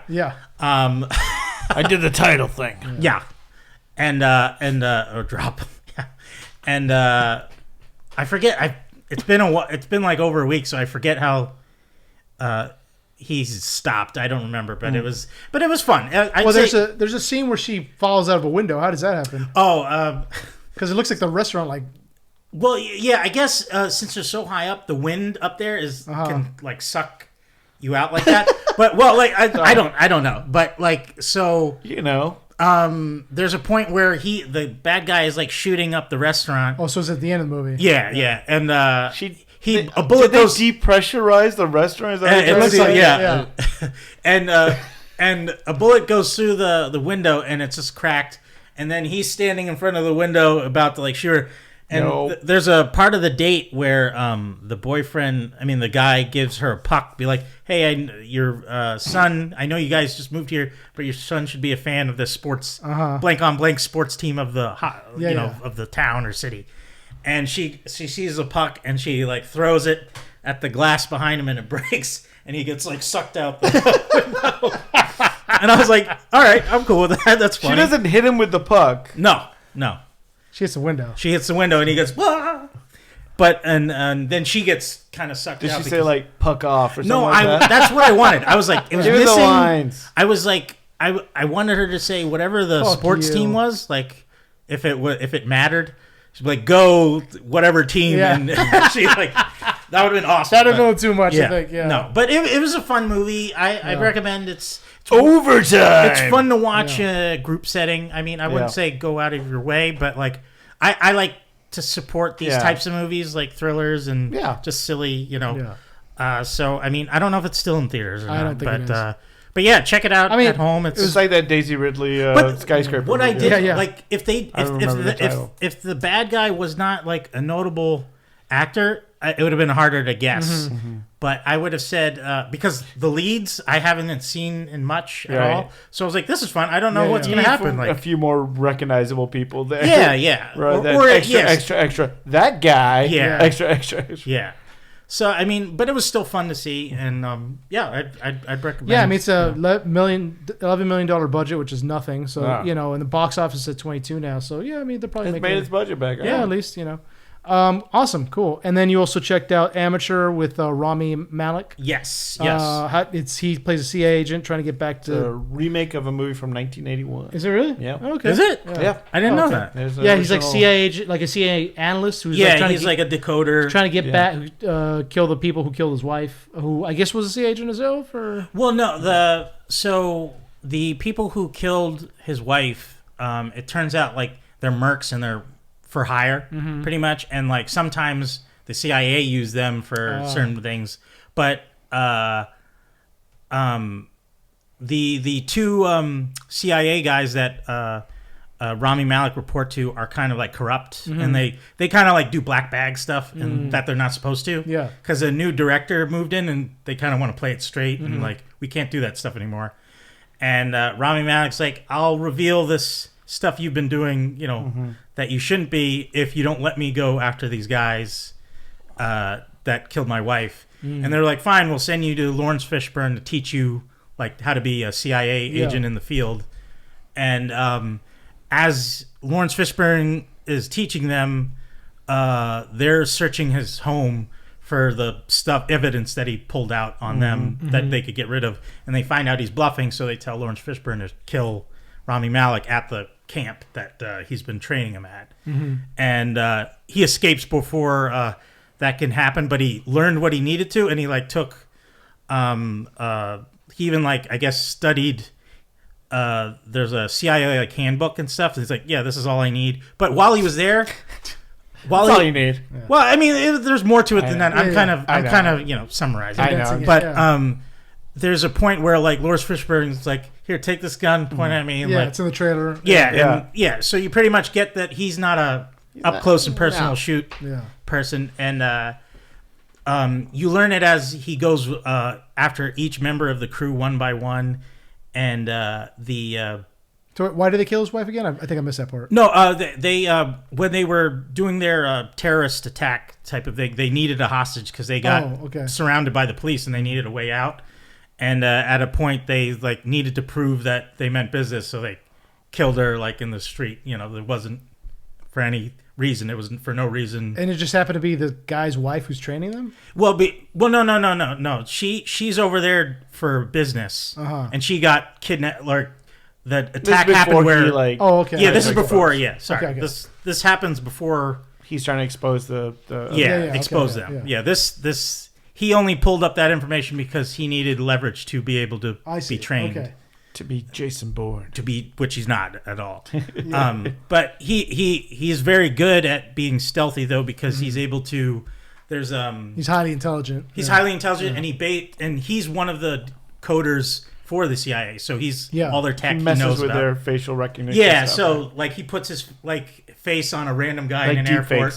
Deep fakes him and things like that. And the story was done very well because like I like how he had to track these guys down, but he wasn't physically fit to fight them and everything like that. And he had to go about it smart. There was one cool.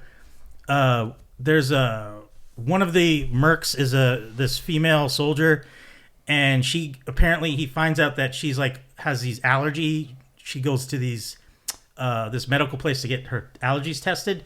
So like he goes to a flower stand and he's like, "Give me all your flowers and stuff," and he grounds it up into pollen, and like he puts on a doctor outfit, somehow gets into the room, and she's in this like glass tube where she's wearing a oxygen mask so they could test her while riding a bike, and they shoot stuff into there to see what she's allergic to. And so he locks the door that locks her in there, and he slowly pumps in pollen that he's extracted from all those flowers. And he's just like, "Tell me where your friends are." So he's trying to interrogate her. I'll give you but an EpiPen. you can tell he's hesitant to like just kill her, and like he's like, "No, I'll let you out once you tell me." Yeah. And so you kind of see him get these kills done, but far away, so up close. And Good thing she didn't have a shellfish allergy. I don't know where you're going with that one. Just saying, it would be hard to get all those crabs. I mean, together. that is true. That would be hard to Ground do. them up. Yeah. Eat the paste. I hid some fish in your apartment. Where is it? Oh.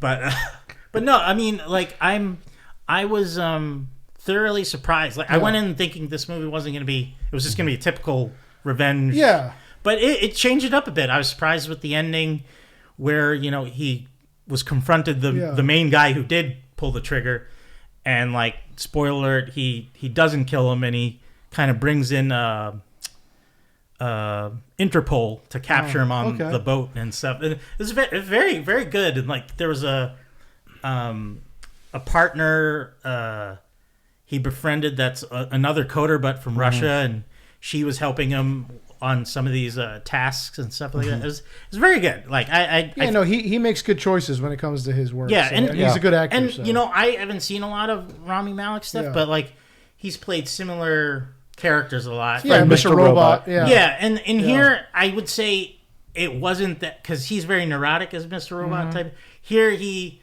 had more control, but it was just like he was nervous, and he played the frail type, but it worked. I don't know. There was something about it that was different that I really liked. So I was like, oh, I could see this. That's I could awesome. see him doing more of these movies. Yeah. Because he doesn't have like, how actors sometimes have their, wheelhouse. Yeah. It doesn't seem that he is buckled down to one. No, and he's. I could see if he wanted to, he could lead down that road. But I mean, I don't know. Could this be like his version of the Equalizer? You think there could be like a few of these? It could be. Oh, that'd be good. It could be. But I mean, I don't know. That's it would be interesting. I would hope he doesn't get stuck, being as the computer guy or something like that. Because he played He'll get yoked for the next one. he played Freddie Mercury. Yeah. In Queen, which is he killed it in that. Yeah. The I feel bad for him in the James Bond movie because his character didn't really get to do too much. I'd like to see more from him, but So you recommend the movie? I do. Cool. I really do. Cool. All right. Well, go check Drop Amateur. Chad seal of approval. So Chad, you want to take us out? Yes, I do. And this is the point. I will be doing that. And this is not AI anymore. Wait, I want to live. Don't stop talking. No. Thank you guys for listening to another episode of Enter the Nerdom.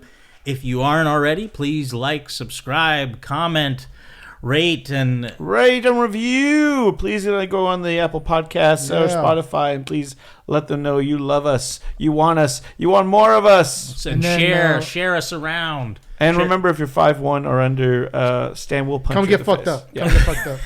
Ain't nothing free but these hands. We'll be at Pasadena Comic Con May 24th. Yes. Come check us out.